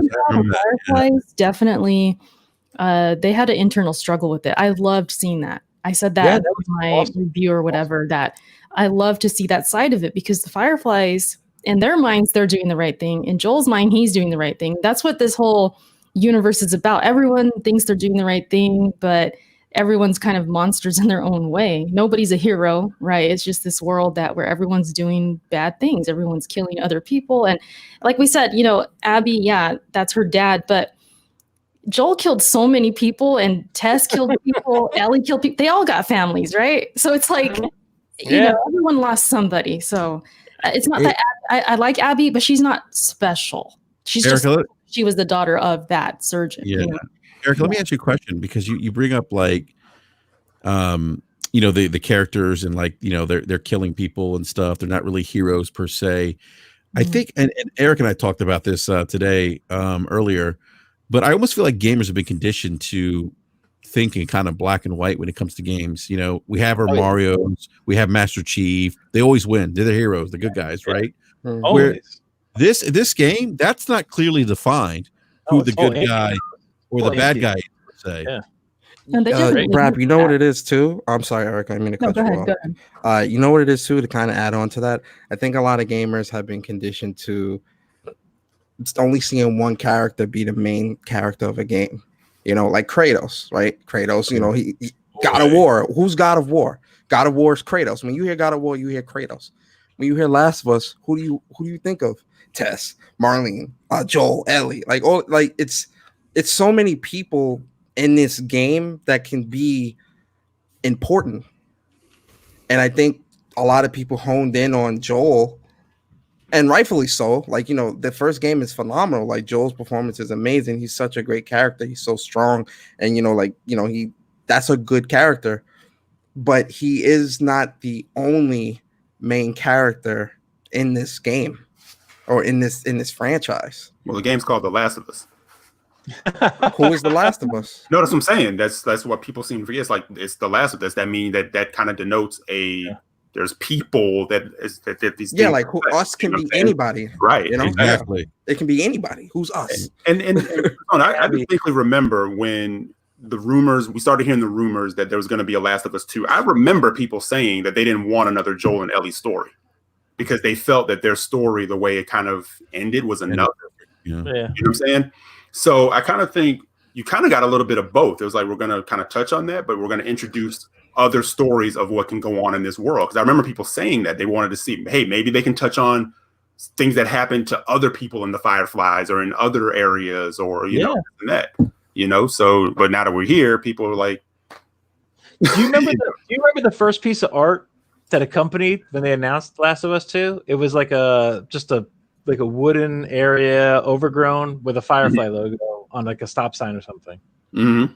Remember that? Yep. I do remember that, yeah. And at that moment, I was like, oh shit, that's what they're going to do. They're going to do something from the Fireflies perspective. This is going to be crazy.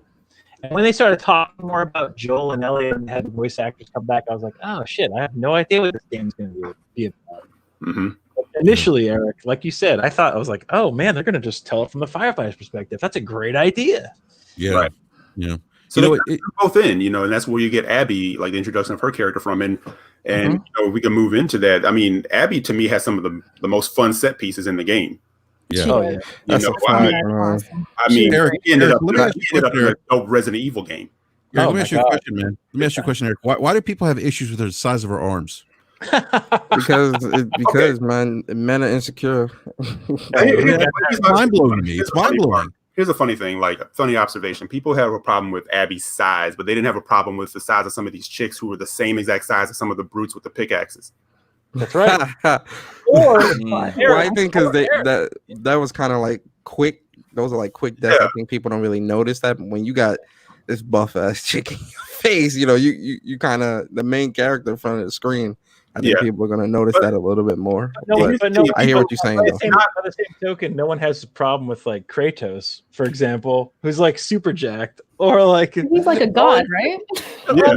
I mean, but doesn't matter. Like any of these other video game characters are like super crazily huge. Well, I don't know. I think in some cases, dudes are just like, I like my video game chicks to be like petite. Every chick ain't gonna be no anime, waifu type of like. Every chick ain't gonna be like that. Right. Every chick in the world ain't built like that. You feel me? Like chicks work out. They lift weights and all. Like that's a reality. That's not something that's not like seeing Abby like that's not unrealistic. No, women do look like that. Like she lives in a stadium next to a gym, right? And I kind of look at Abby's character as somebody who is, I'm going to prepare for whenever this moment comes. I'm going to be prepared for whatever moment I have to meet, right? And then also, too, she's another person who's lost. She lost her father. She and Owen go back and forth. Who is she looking to, right? So it's like she's dependent upon by Isaac. So it's like, I'm going to be the best soldier I can be. I got to be aggressive. I'm in a world full of dudes who are sort of like, it's like kill, be killed. So maybe that's where she put all her angst. She put it into training and working hard. Not only that, but if you live in an apocalyptic world, I kind of want to be fit too, so I can, handle myself when I'm out there. Exactly. You got to be in shape. Yeah, like I'm trying to be fit too. Like be overweight, huffing and puffing, running from a clicker, or you gonna die. Like Slomo said, you gonna die. She didn't need a melee weapon. She put those hands on you. It was a wrap. Exactly. That's all she needed. Straight snap that neck. Yeah. So I mean, I've gone to the gym. I've seen women like that. It doesn't shock me to say exactly. that. I knew women like that in college. I knew a girl in college that ran track. She was in the gym. She was a gym rat. Yeah. She looked. I mean, she was. She didn't look exactly like her, but she had the same build, the same fit, and it made sense. I have to ask this question though. I'm sorry to cut you off. I just have to ask this question too. Not to you guys. It's kind of just like a general question. It's like, do some of these gamers like? They think they're gonna have sex with these characters. Like, I don't get why. I don't understand why like people are this like so up in arms. Like, you're not dating this person. Like, this is this is a fictional character. Like, you're not dating them. Y'all not together. Y'all won't ever it's not possible. Like, get over yourself. Like, I don't think it's that. I mean, maybe there's some out there who are looking at these like sexual objects, but I think it's more so about like the context and the universe that they're in, and the fact that a lot of the guys even in that game are not as big as her, and just having, I mean, to get that big, yeah, you can hit the gym, but you gotta be on that protein all day. You gotta be eating. Yeah, People questioned it. They had burritos, Erica, and they had lobster. Yeah, they had burritos like no one gets it. You know what's funny? I was gonna say whatever the burritos they was eating, like they was filled with muscle milk. Man, protein in there or something. But you know what's funny got is some HGH in that burrito. if you look around, during that part where the food's at, there's like a bunch of chickens just hanging on the side of that area. Yeah. And I was like, oh, those are for Abby. All of those, because it's for some people, it's just hard to kind of believe. Right. It's kind of almost comical. Like, damn, she got that big in an apocalypse. I think it was more so with that. Yeah. But I think also too, what I think about that too is you look at Abby's physique and everything she puts into being like the top soldier and be whatever, but look how flawed she was and how afraid she was of things. Oh yeah. That's what I'm saying. She still had that girly. Yeah, she had that, but I felt like that when she's going with Lev and she's trying to go across the bridges and everything, and being paralyzed in fear of like heights and stuff like that. And he's saying, but you're strong. Like, how are you afraid? She's like, no, I'm not. I am afraid of things. I'm not as brave as you think I am. And she was afraid of that Rat King. Ooh, man, I was afraid of that. Dude, that's want to see their version of a horror game. That's when that game went Resident Evil on us. That was peak Resident Evil. Peak. Okay, I'm gonna jump in. Ground Zero sequence, Seattle Day 2, Abby, best sequence of the entire game. When you're in that, and it's like nonstop too, because you got like the high rise. Yeah, the parking garage of the hospital. Yeah, that is the climax of the game for me. I was like, this is fucking awesome. I was at the edge of my seat. I was freaked out. I don't like scary games. I retweeted the animator who was the lead animator who was in charge of all the animators. All he did is the animation on that creature, and he did such an amazing job. That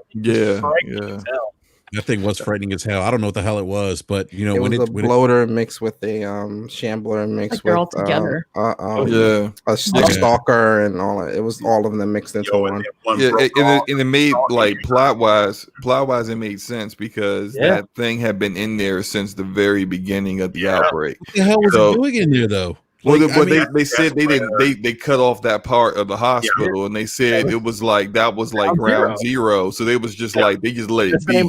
Yeah, that's the name of the chapter. It's Ground Zero. When you go to replay the chapters in New Game Plus, it's called Ground Zero. Like they've been there the longest. It was like, so it made sense to see a creature like that, Yeah, I just think it's funny how people made such a big deal about how Abby looked, and like, well, a woman can't look like that, or a woman shouldn't be like whatever. But then they had no problem with Mel waddling around like about to give birth, and she's out here like going out. Yo, that's what I was saying. I was like, who's letting her out here? I was gonna say, like, people okay with this woman being out on patrol pregnant like this? I'm like, why is she not? This is I not an definitely issue. was not. Like, what the fuck? I had I'm like, I wasn't with that. No, I'm it's shocked not. her water didn't break when the clickers get tagged. Like this, what is happening here? Why are you here right now? Yo, I go said the same thing. I'm like, why are you here? You should be home resting. with your feet up. And yo. low key, Exactly. like for them 3 days, like from day 1 to day 3, that her stomach got big as hell. Cause I'm like, at day 1, it was just really small, and then like day 3, Yeah, I'm yeah. like, yo, what are you about to? You about to give birth right now? Like, it's only I been know 3 this. days. I know that stomach It's only got been big 3 days. real Like, quick. what the fuck is going on? By the way, her death for me was wow. Yeah. That was sad. Yeah, Like that was messed up. I got choked. I got teary eyed. Yeah. I was like, that's so sad, you know. Yeah. Real quick, I think I get the super chat. The Ravenflow with the $5 super chat says Joel traumatized Abby so badly that she became a militant machine. She ruined her love life and caused Owen to get with Mel because of her obsession. Nah, Owen was a jackass though. That was all Owen, man. He knew what he was doing. Owen remind me of like what a hippie would be in an apocalypse. Like, Yeah. like straight up, man. My man was talking about going to Santa Barbara and leaving all Absolutely. this. Yeah, he's like, he doesn't care about what he has right here. He wants to raise the down there. Yo, for Yeah, real. he had an exit plan. Yeah, that's for real. That was a Yeah. scumbag. I like the Owen. I liked Owen though. He was dope character. No, and Mel wasn't having it. She's like, Abby, you can't come. No. Yeah. I didn't like Mel. Yeah. I didn't like Mel at all. Mel and Jesse are like my least favorite characters. Oh, I feel like Jesse. man, I like Jesse. I feel like Jesse was like a waste of because he died like so quick. Like that's like, damn, bro. Like you just got here. You already dead. Like you I know, like they ain't getting Jesse. that man no I just time. think Jesse didn't have a point to even be there where he was. I'm like, I was trying to put myself in his shoes and like, wait a minute, hold on. So Dina breaks up with you a week earlier.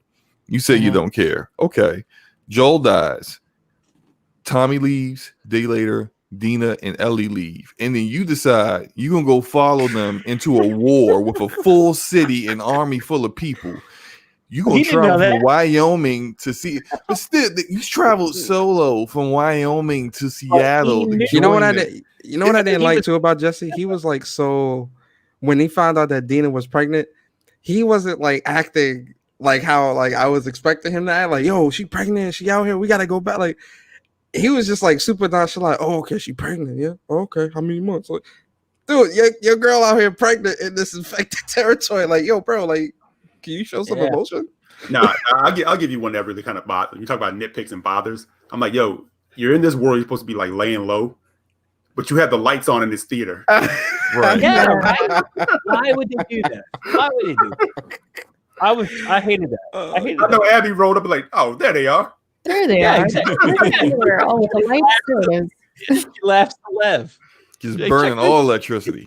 You know, man, these generators are they're nonstop around these places, man. I know. They never go out. Yeah, that's funny you mentioned that, E, because I was thinking about that. Like where do they get all this electricity growing and the generators are running and they got the lights on?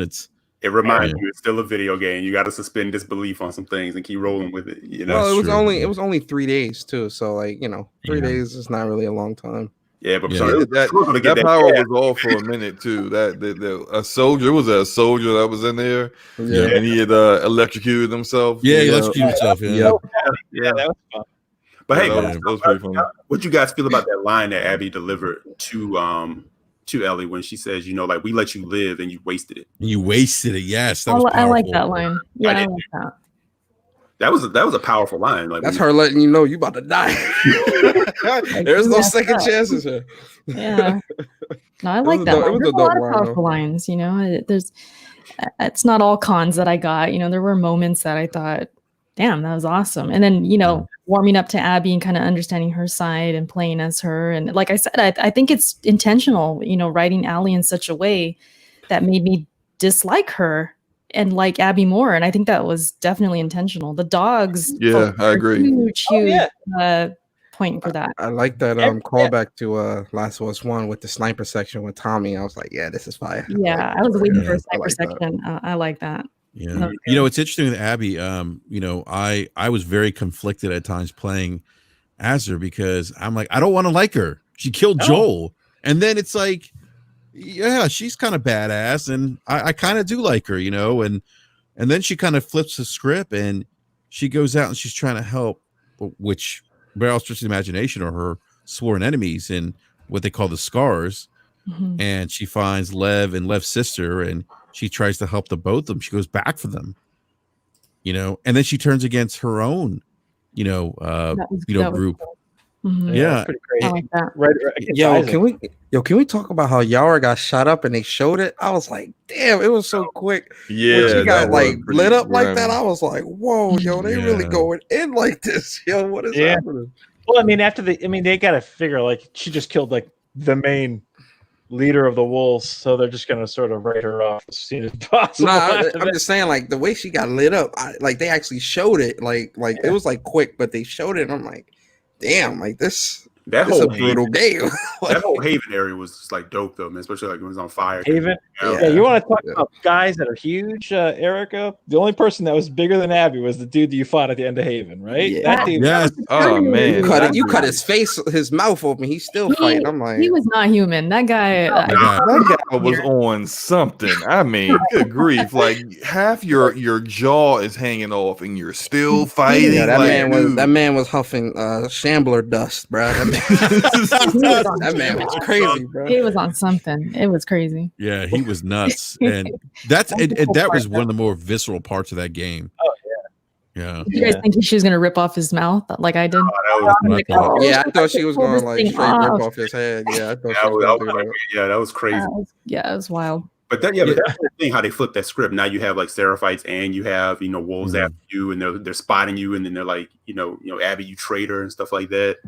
Like I thought all that tension in that was like dope. Yeah, You I know? did too. It was really yeah. good. The Abby character. Go ahead, Al. I was gonna say to Eric, three-way battles are always good. I enjoyed that ever since like Halo, the original Yeah. Halo, when you had the Flood and the Covenant after you, when you're like, let them fight, and they'll just take care of them. I'll think, guys yeah, at the end.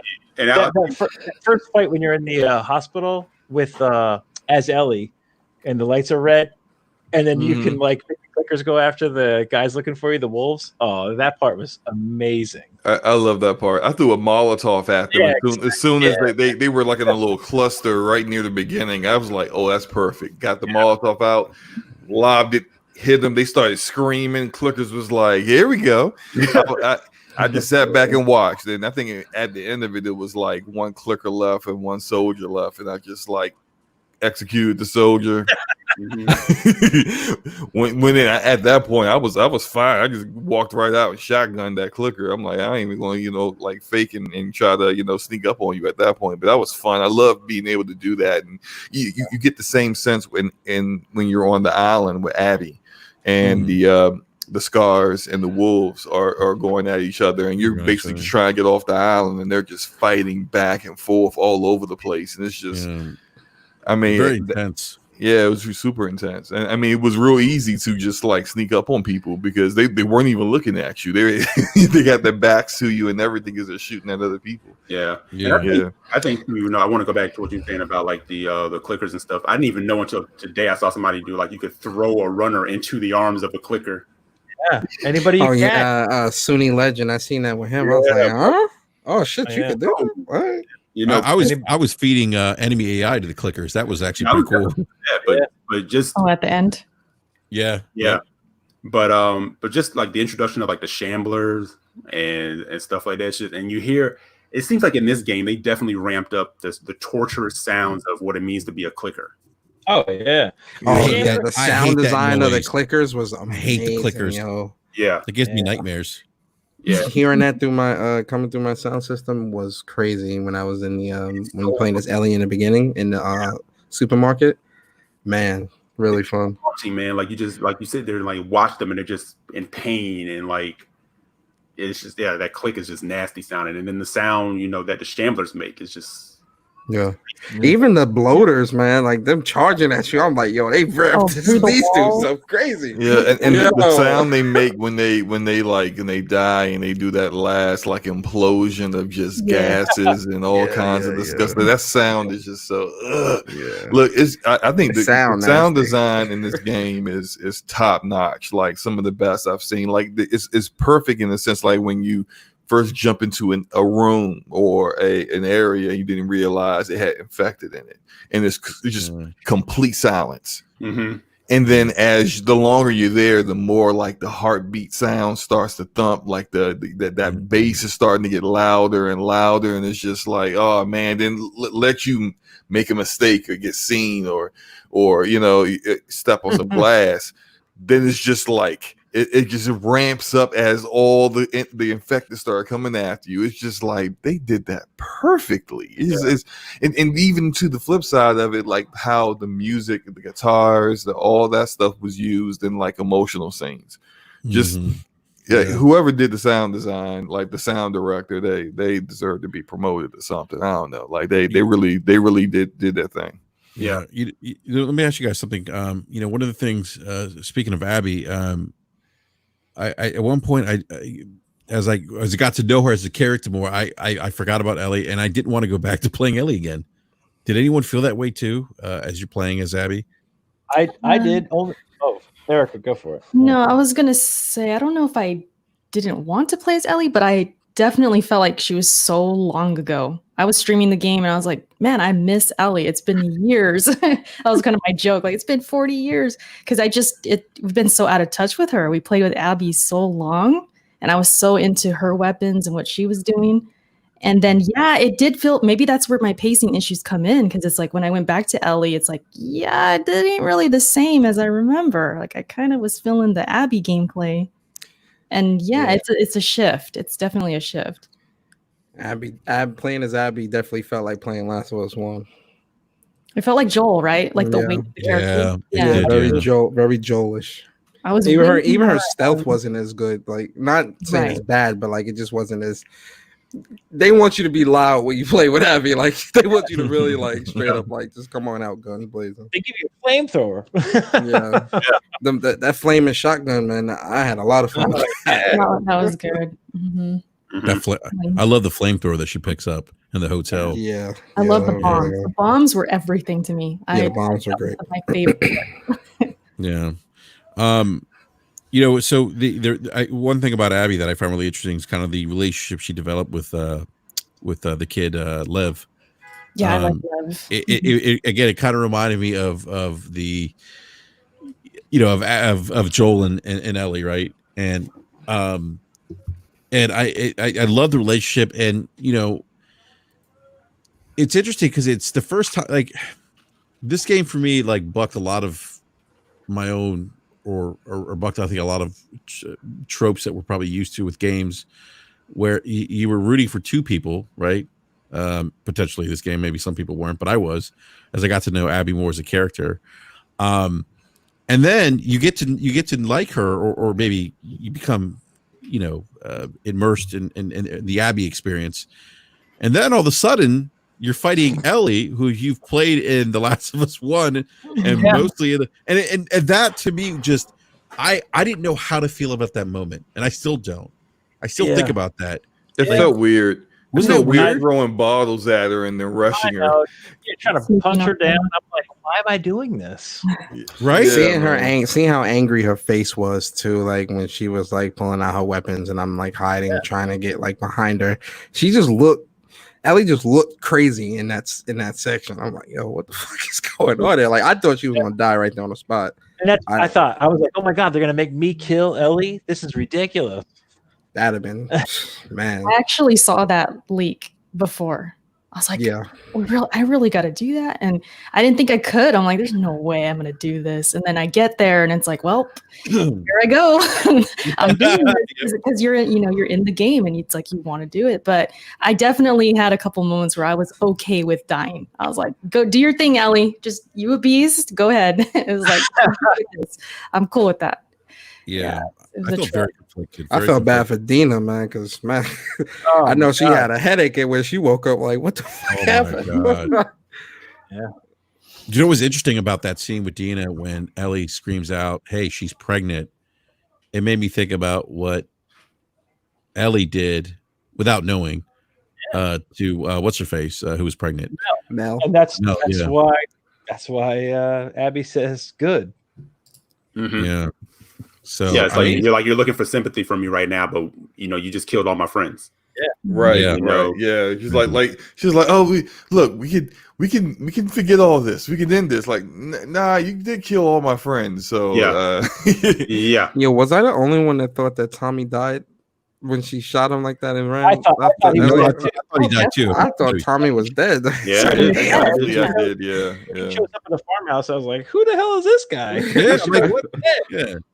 Especially considering like almost like 30 seconds before that, or a minute before that, she just headshotted Jesse as soon as he walked through the door. So, I mean, like, dude didn't even get a chance to know what was going on. He just went And Tommy, through the I door. mean, Tommy got shot in the head too. That's what I'm like, oh yeah, He got shot in the head with an arrow. That's why he lost sight on his left eye, his right eye, I guess. Yeah. And he was having trouble walking in the near the end there. Yeah, 'cause she shot him in the leg too. So like, yeah, man, Tommy got it. Tommy had it bad, yo. So Because he got an arrow, and then he also got shot in the head, and then he got shot in the leg, then in the head. I'm like, this guy and he lost his wife. And he lost his wife because he went back to Jackson and she split up with him. So it's just like those genes, though, man. That's those genes. We need Last of Us 3. We need a Tommy section right there. I want to know what happened. Seattle, day 1, 2, and 3. There you go. You know, one thing I'll say about that scene with Abby's like, you know, I never want to see your face again, or you know, here. If I ever see she's your face, it'll be the last time. Yeah, and she spares her again.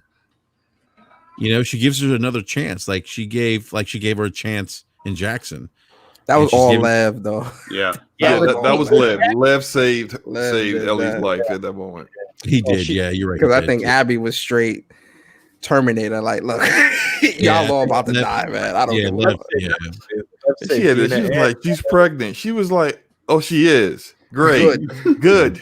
And Lev's like, are you fucking kidding me right now? Like, you killed my pregnant friend, and you think that's supposed to make me? This makes me even want to kill her even more. I appreciate it, right? It's just it was Lev in that moment that was Lev like, yo. If Lev was 2 seconds later, man. Yeah, that'd been a different story. But I think too that's what sets Abby off to, you know, her meeting of, you know, Lev and Yara was kind of like the thing that she was looking for, because even after she killed Joel, like, it didn't do anything for her. It did, like she thought it was going to. So now she finds these two, and she's having the nightmare that, you know, that they didn't make it, and she's like, I got to go back and do this. And that's the thing that kind of gave her like a little bit of herself back, like that thing that she's trying to find, that light that she and Owen were talking about, you know. So yeah, so I think Sonya's absolutely right. And so it was like Lev that kind of, you know, like stayed her hand from doing what she was going to do and sending her over that path, and she was good with that at that point. Yeah. It was like, even though you did this horrible thing, it's enough. Like, I can't, like, it's enough. I have other things that I'm more focused on now. Like, I have something of, I feel like, a purpose. Yeah. You know? Great point, Eve. That's a great point. Kind of like, I can see why people would think of it like, hey, that's how Ellie and Joel were. Because Ellie did the same thing in the first game. Stopped him from hurting Henry or Sam. Yeah. Names mixed up. But saved Joel's life at one point. Right. Yeah. You know? So that is an interesting parallel, but that kind of sets off that whole thing too. And that the latter part of the game is when, you know, Dina and Ellie are trying to have a life, like with JJ, so to speak, you know, and Tommy kind of comes back into the picture and kind of lays that guilt trip on Ellie. Yeah, like, why didn't you go take him out for Joel? You know? Yeah.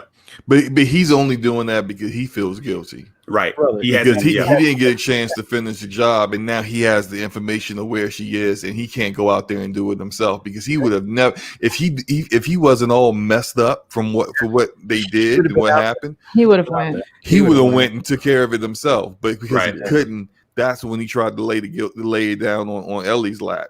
Yeah, you do this. And he laid it right on her too. Like, I can't do it. I mean, she promised. She promised, though. She promised. So yeah, I like how you gotta uphold your promise. Kind of messed up though. I was Team Dina. I was like, get him, Dina. She took him outside, like, "We think you are." Yeah, she was Yeah, Dino was like, what ride the or heck? die on that Yo, one. Dino was a ride or die, man. Exactly. You definitely want a Dina in your friend circle. Yeah. Straight up, for real. Yeah. But I mean, having those parts, like, because you see Ellie is still very much like messed up by it. Like she's having like PTSD and everything like that. The barn? Oh, that was so crazy. Yeah. Crazy. So you kind of get that impression like, yeah, this is far from over, right? Because you kind of say, well, is this going to be the prologue? Is this where we're done? Or the epilogue, I should say, is like, epilogue, are we done here? That's what I thought it was. And then we got a whole other portion of game. Santa Barbara, dude. Let's talk about Santa Barbara. Mm-hmm. Let's go. Let's get into it, because that it doesn't seem like if they would have went to Santa, like if Owen would have got that boat fixed, it just wouldn't. Nothing would have worked out well. No, it wouldn't. It did. They would have got caught by those people, the Rattlers, and then it would have ended right then. It would have been an even worse ending than what we got. Yeah. Santa Barbara was like Eric said, like I thought it was the prologue, or not epilogue. the prologue. Epilogue. Thank you. The epilogue, and then. Now Ellie goes to Santa Barbara. She finds the boat that Tommy talked about, and she's fighting. She got bit, and she ended up killing that guy who gave her the information. He's like, oh, you're bit. You're gonna be dead anyway. She had to kill him at that point.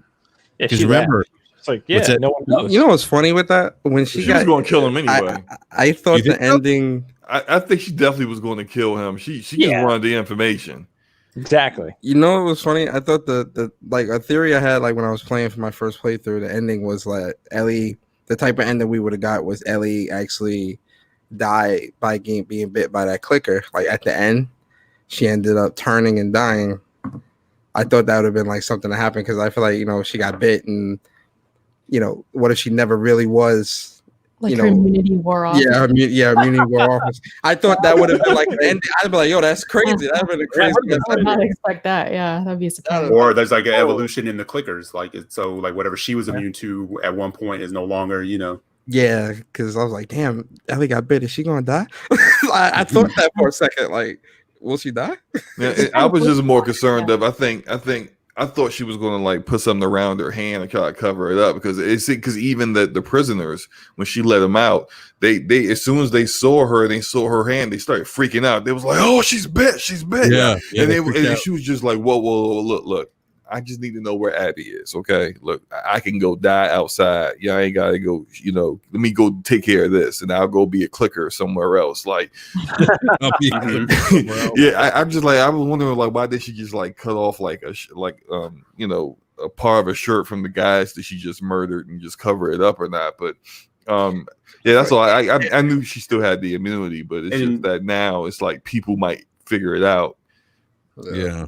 I want to get, before we even go deeper into that, I mean, I think we kind of skipped over something, is the fact that at one point the game kind of gave you hope again, like with Abby, because remember Owen was going to leave the Santa Barbara because he really truly believed that there were fireflies still.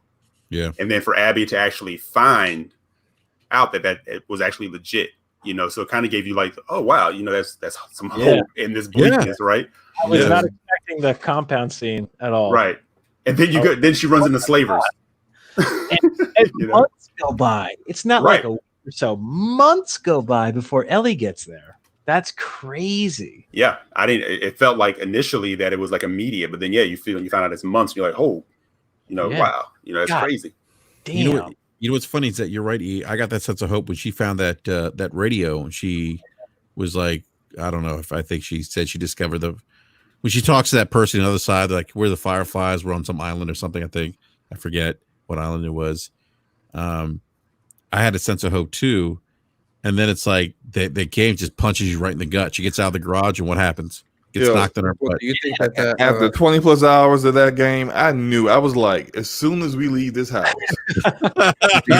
something bad is going to happen. But I think Erica got a roll. Yeah. I don't know if you saw my message, BRAP, guys. I got that out. Yeah. I stood in a long time though, longer than you did. So I got to stick around. It was a good convo. Thanks for having me. And absolutely, thank you, Erica. Yeah, hey, Erica, real quick before you go, if you have to give this game a review score, what would you give it? I was about to say, let me leave you with this. I gave it a 7.5 on my own little review. I'm cool with that. Either 7.5, just because the story and the issues I have. But the gameplay is so fire that it's like there's so much good, so much going on in the game that I love. Yeah. It does deserve like a 7 or above. Well, around a 7 is what I mean. Yeah. All right, awesome. Well, Erica, always a pleasure having you on. Thank you again for joining us. Thank you. I'll talk to you guys later. Yep. All right, Erica. Peace out.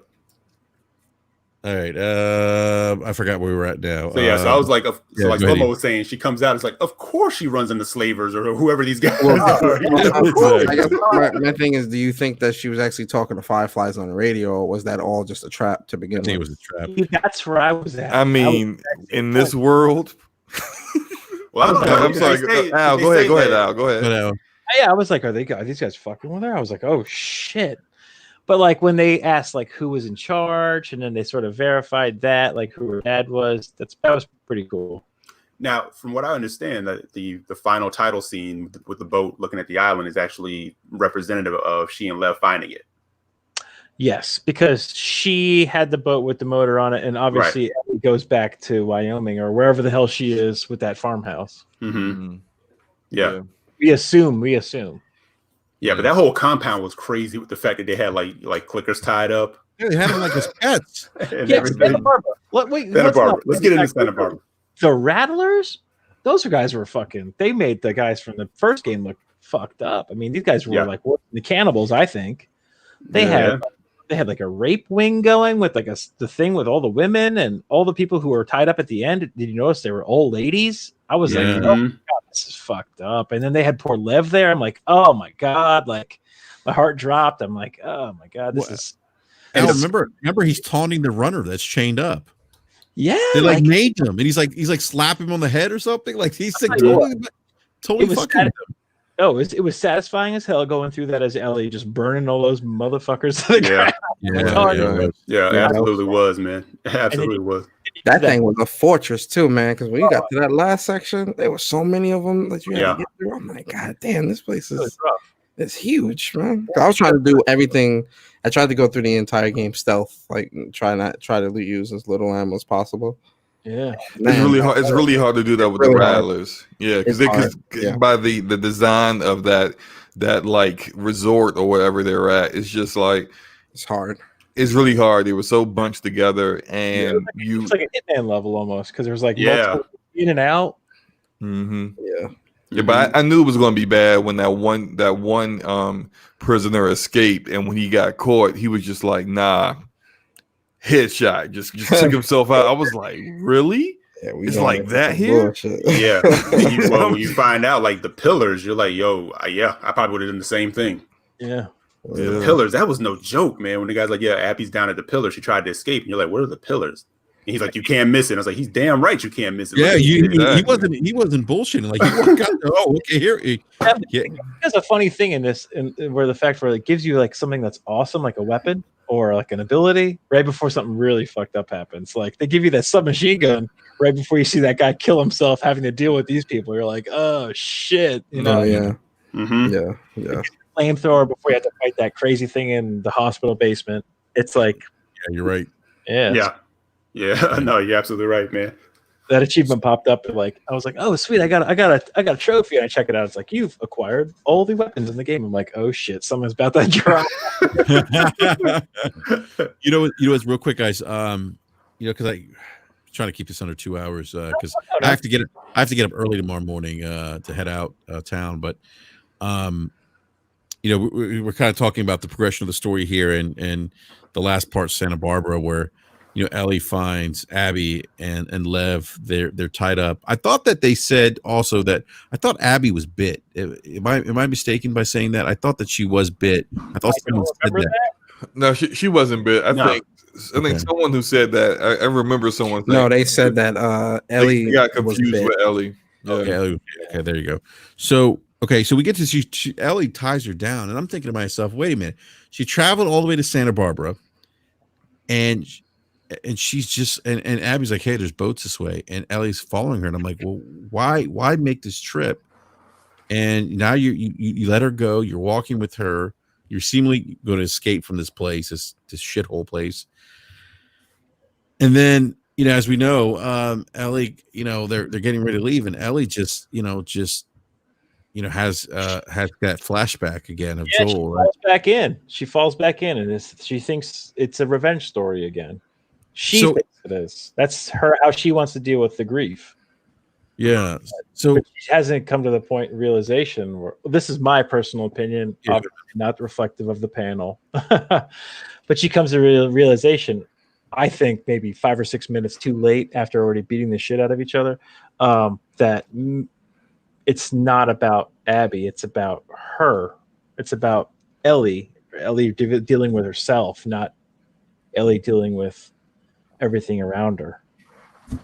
That's deep. And it was hard because, like I said, I really love Joel as a character. I really understood why Ellie would go after her. But having been able to play as Abby, like I said, the medium gives you that extra incentive to care about what you're doing. If I saw a movie of this happening, I still wouldn't have cared about Abby. But because I was playing as Abby and I had control, I got to see and interact, and I had control. I was almost, again, this is a negative thing, I was almost forced to sympathize with her. I could understand why she would want to let her go and just be like, you know what, I got to get back to things that matter, Dina and my life outside of here. This is not living, this is dying. That's a great point out. Yeah, it was almost kind of too late at that point, because if she goes back and Dina's gone, the baby's gone, everything is gone except that guitar that she can't even play anymore because she lost her fingers.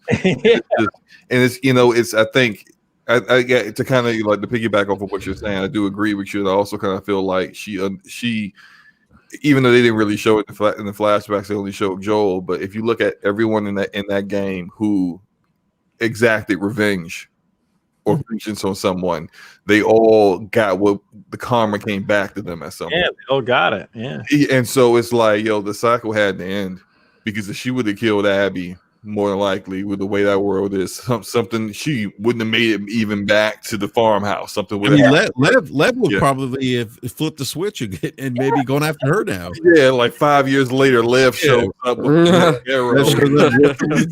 whistling the words and shit, Yeah, Lev show up playing a flute. I will find or Lev makes it to the Fireflies, says, "Hey, we gotta go find this chick Ellie now," and then it's the whole cycle of everything all over again. Right. It's like she had to end it, and she had to like stop the cycle of revenge that was going on. But even then, like the fact that she tried to go down there and exact that revenge, it made her lose everything.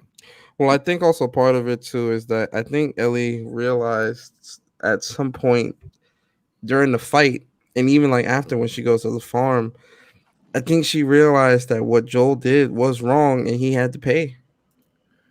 I really do think that's part of it, because when she's holding Abby under the water, and like Abby's literally 2 air bubbles from dying, like she's screaming. And that's her. I feel like that's her screaming. That's her conflicted in herself, and she wants to kill Abby because Abby killed Joel. But then she's realizing that Joel made mistakes, and he had to pay for them. And I just think it's not. I think with this ending, it's not just one thing over the other. I think it's a culmination of things. Like what Slow Mo said is right.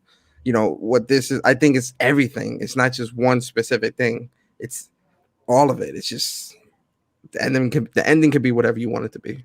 Yeah, I think it's true. I think it's like too, where Ellie's probably like, where will it end? Where does it end? Is this going to make you feel better? Yeah, for this to happen. Seeing that vision.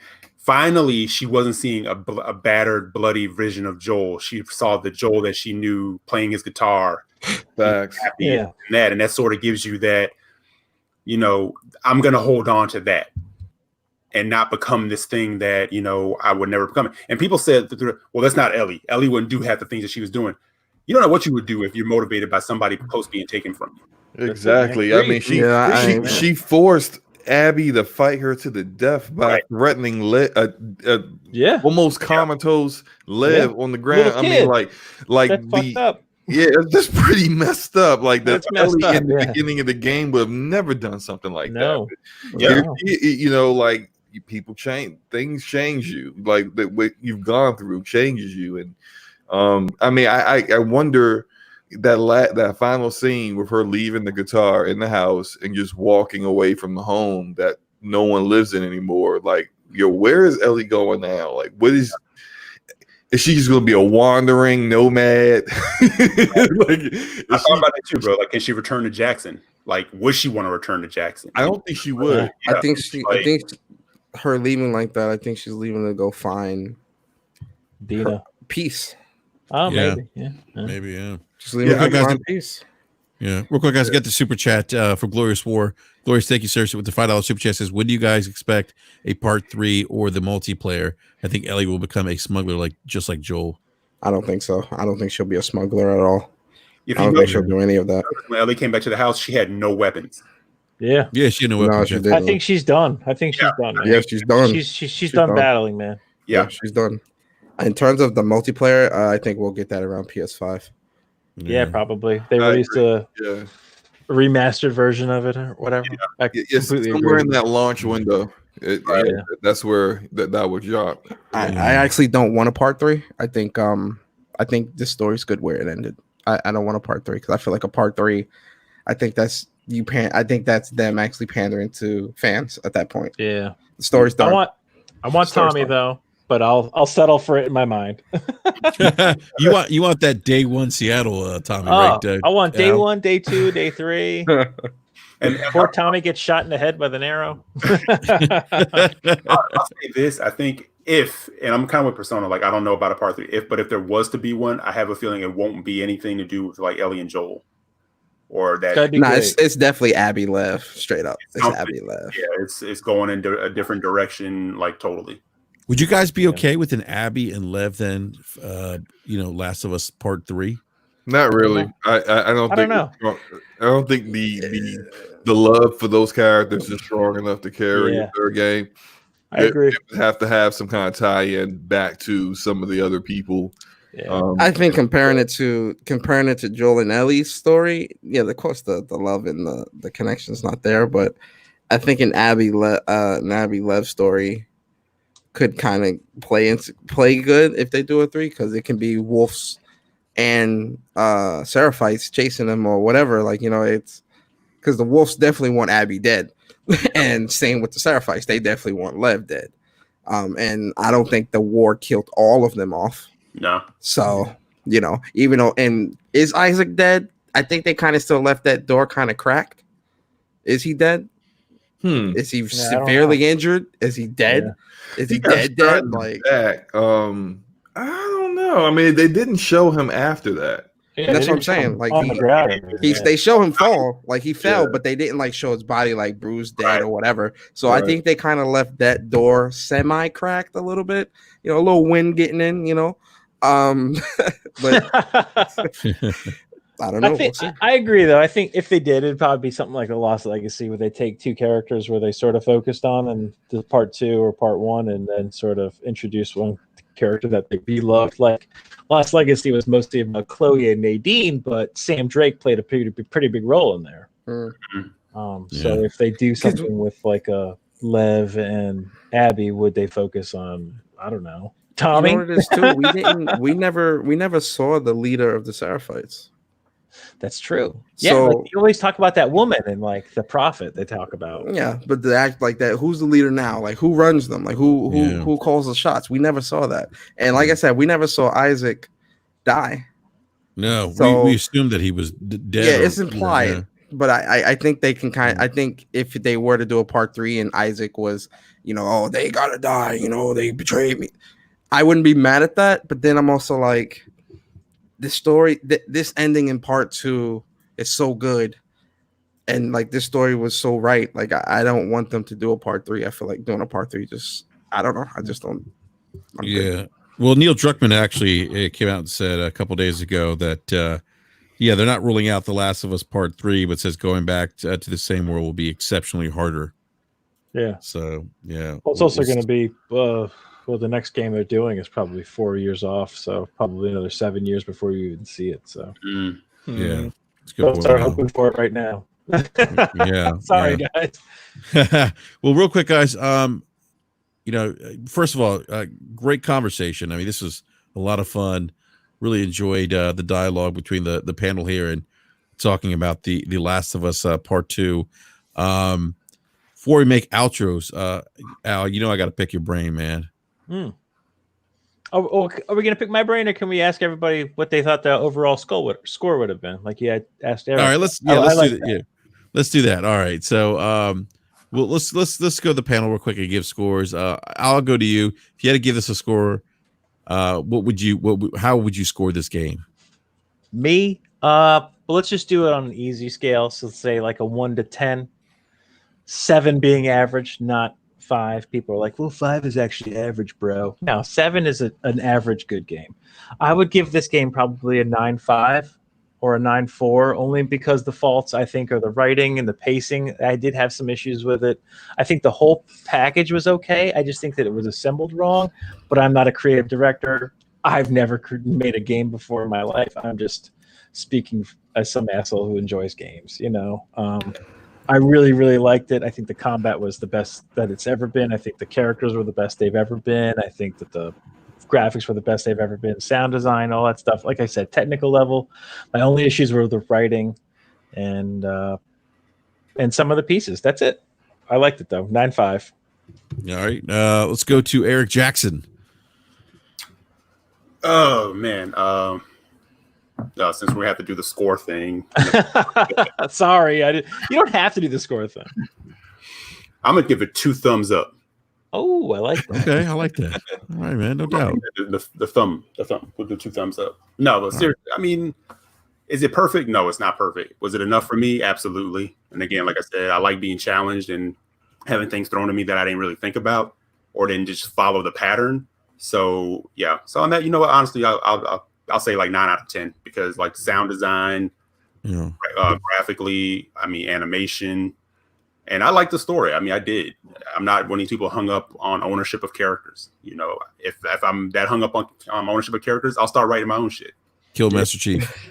Kill Master Chief. Whoa. Well, weren't everybody mad when Cortana died though? I'm sorry, I don't want to start that conversation. I'm sorry. How does AI die? I don't know.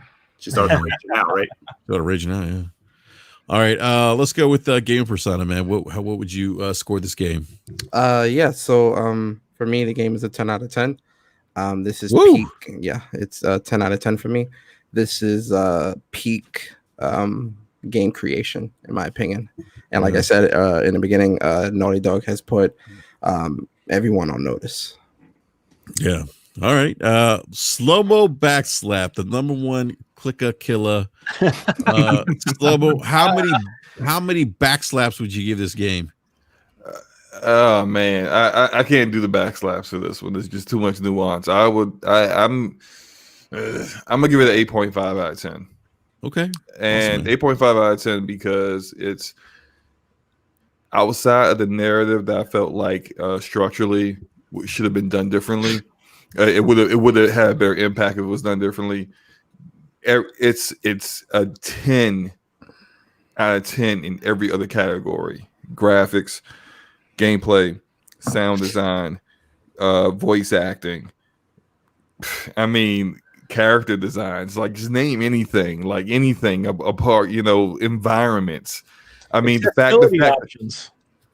I mean, damn. I mean, like the fact that they were able to pack so much detail into the environments, the characters on a 2013 piece of hardware, and how they were able to do that by having the tall grass be able to hide, areas where they could take less detail and then add that detail to other parts of the scene. It's like a master class in game design and game development. Like Naughty Dog is just up there like that. And so the only thing that would give that drops it down for me is just the narrative points, but not to harp on that too much more.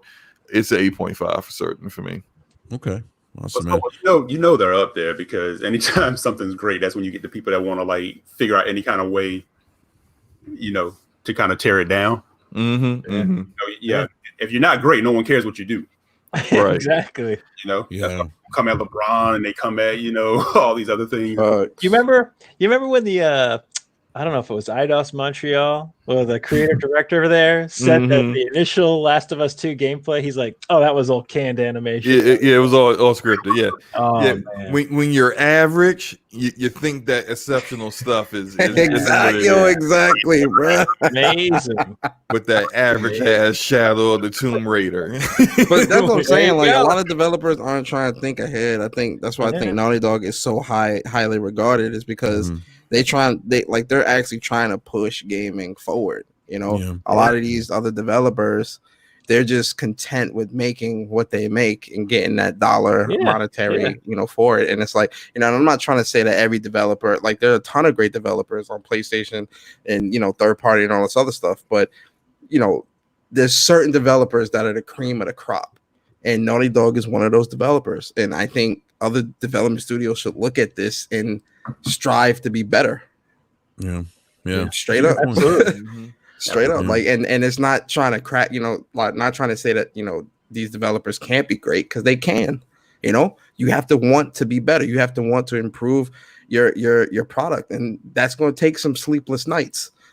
You feel me? Like if you just clocking in at 9 and leaving at 5, you're going to get a 9-5 game. Straight up. Yeah, that's a great point, man. Crunch works. It sounds terrible, but I've been harping on that too, Enrique, and Persona for the longest time. It's like, I mean, I crunch at my job. I'm a system administrator. Like same with my job, man. If I don't crunch, man, I'm pulling 40 hours a week. I'm not doing all my load plans that I got deadlines and things that I have to meet every month as well. Like it's crazy. Sometimes I'm working till 8 o'clock. That's the nature of the business. You feel me? Yeah, definitely. Yeah. You know how that whole crunch topic. I mean, but my pay is also exceptionally well, so it's like listen, it's a benefit. So yeah. If I don't want to work hard, I'll work at Starbucks. So so guys, I mean, really a great show. I gotta give my score. I didn't do that, almost forgot. I'm gonna give this game a 9.5 out of 10. I really enjoyed the story. Yeah, there were some pacing issues. I enjoyed the story. It wasn't perfect, but I enjoyed the story. But I feel like the some of the negative things that I felt about the game were outweighed by the many positives. In terms of gameplay mechanics, character dialogue, that attention to detail that we talked about earlier, which is why I give it a 9.5 out of 10. There's just nothing. There's no other game like this that I've had this. There's no other game like this, period, that I've played this generation, in my opinion. I've never experienced this kind of game at all this generation. And so that's, to me, that says something. I mean, this game is just, I'm still, like I said, I'm still digesting it. And it's just had a lasting impact on me. And so this is going to be one of those games, I think, at the end of this generation. And when we look back years from now, we're always going to remember The Last of Us Part 2, as we do with the first Last of Us with last console generation. So, but anyhow, real quick, I want to give a big shout out to everyone in the live chat for coming out and hanging out with us. Definitely appreciate the support as always. Please hit that like button and subscribe, and if you haven't done so, and hit that bell notification so you know when we go live. BRAP will be back next Wednesday at 9 p.m. Eastern Standard Time. But big shout out to Ericuts for the win, who joined us this evening. Thank you, Erica. Always a pleasure having you on. And real quick, gaming persona, man, this is your first time on BRAP.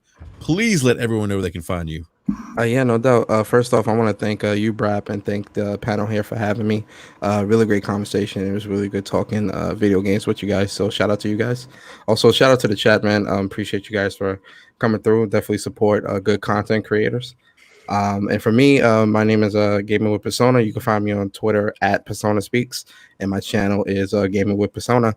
And I do a podcast every Tuesday at 6 o'clock when Persona Speaks, and I stream video games from time to time. So yeah, that's it. Appreciate you guys for having me.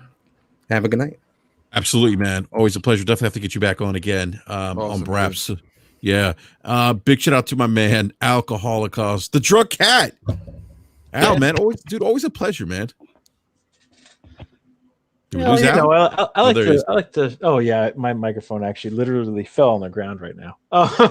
It was great. Thank you for having me. And no, not to be weird or anything, but as soon as I completed the game and was about to go through my second playthrough, I sent a direct message to Enrique. I was like, "Dude, are you gonna do a spoiler cast in this game? Because I have to talk about this game."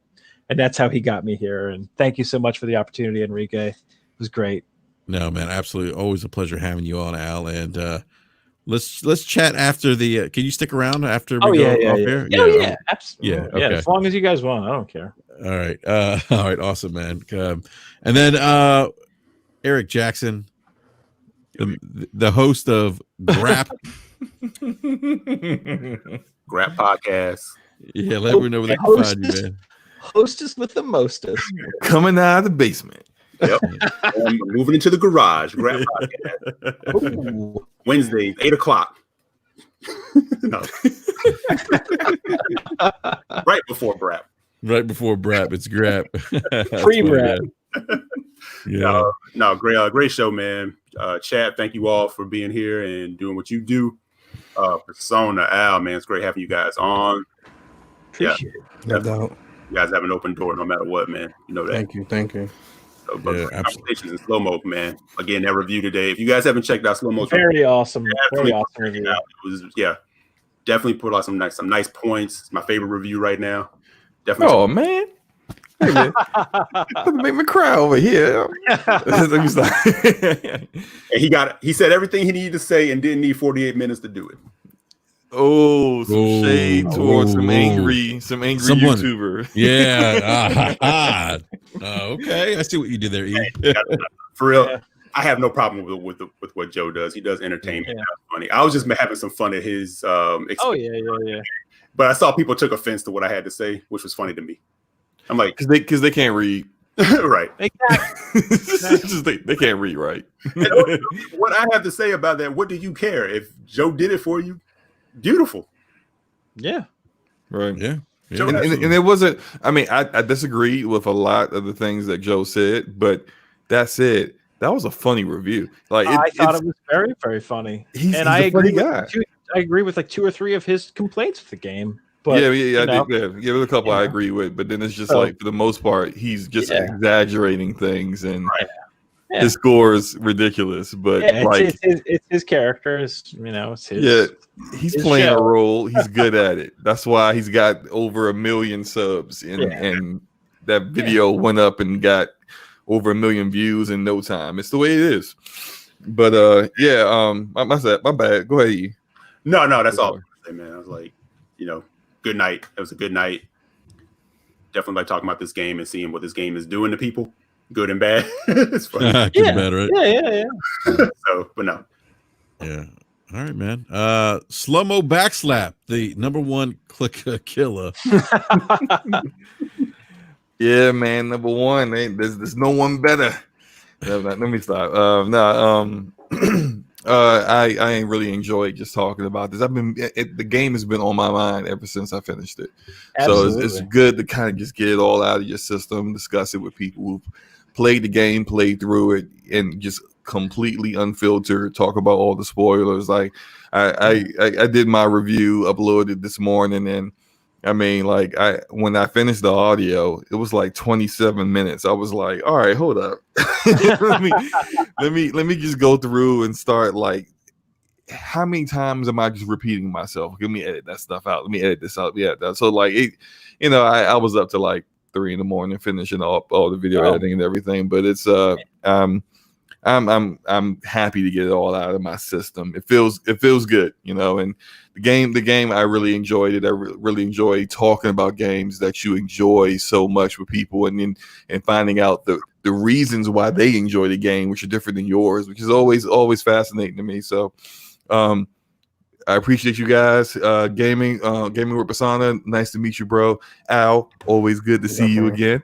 And Eric and Enrique is always great as always. Chat has been awesome for the most part, and good show, guys. Yeah, no doubt, man. Yeah, I had a blast doing this. And we could have gone on, I think, longer talking about this game. So yeah, I think we definitely could have. Definitely didn't disrespect Joel. Yeah, we definitely not, right? So Slobo, you're getting requests again for Grounded, by the way. What? What's that? You're getting Grounded. You know, the game that you need to be doing a video about. What is the Grounded? I don't understand. Never mind. Yeah. I see what Forte's doing though, and you're telling him to stop his lies. Hey, Forte, every time I do a video that Forte likes, he goes like, "I made that video for him actually," and I'm like, "Here we go again." Right. Yeah, no, it's I make all the Forte's thumbnails. So yeah. Oh wow. Well, big shout out to Gabe Forte, who actually did the thumbnail for this show. So Forte, thank you again, man. All right. We are out. Everyone have a great 4th of July weekend. Be safe. Stay away from Florida, Texas, and South Carolina now. Apparently Myrtle Beach is a hot spot. So stay away from those areas. On that note, we are out. Thank you to all our guests and everyone in the live chat. We'll see you guys next week at Wednesday, 9 p.m. Eastern Standard Time. Peace.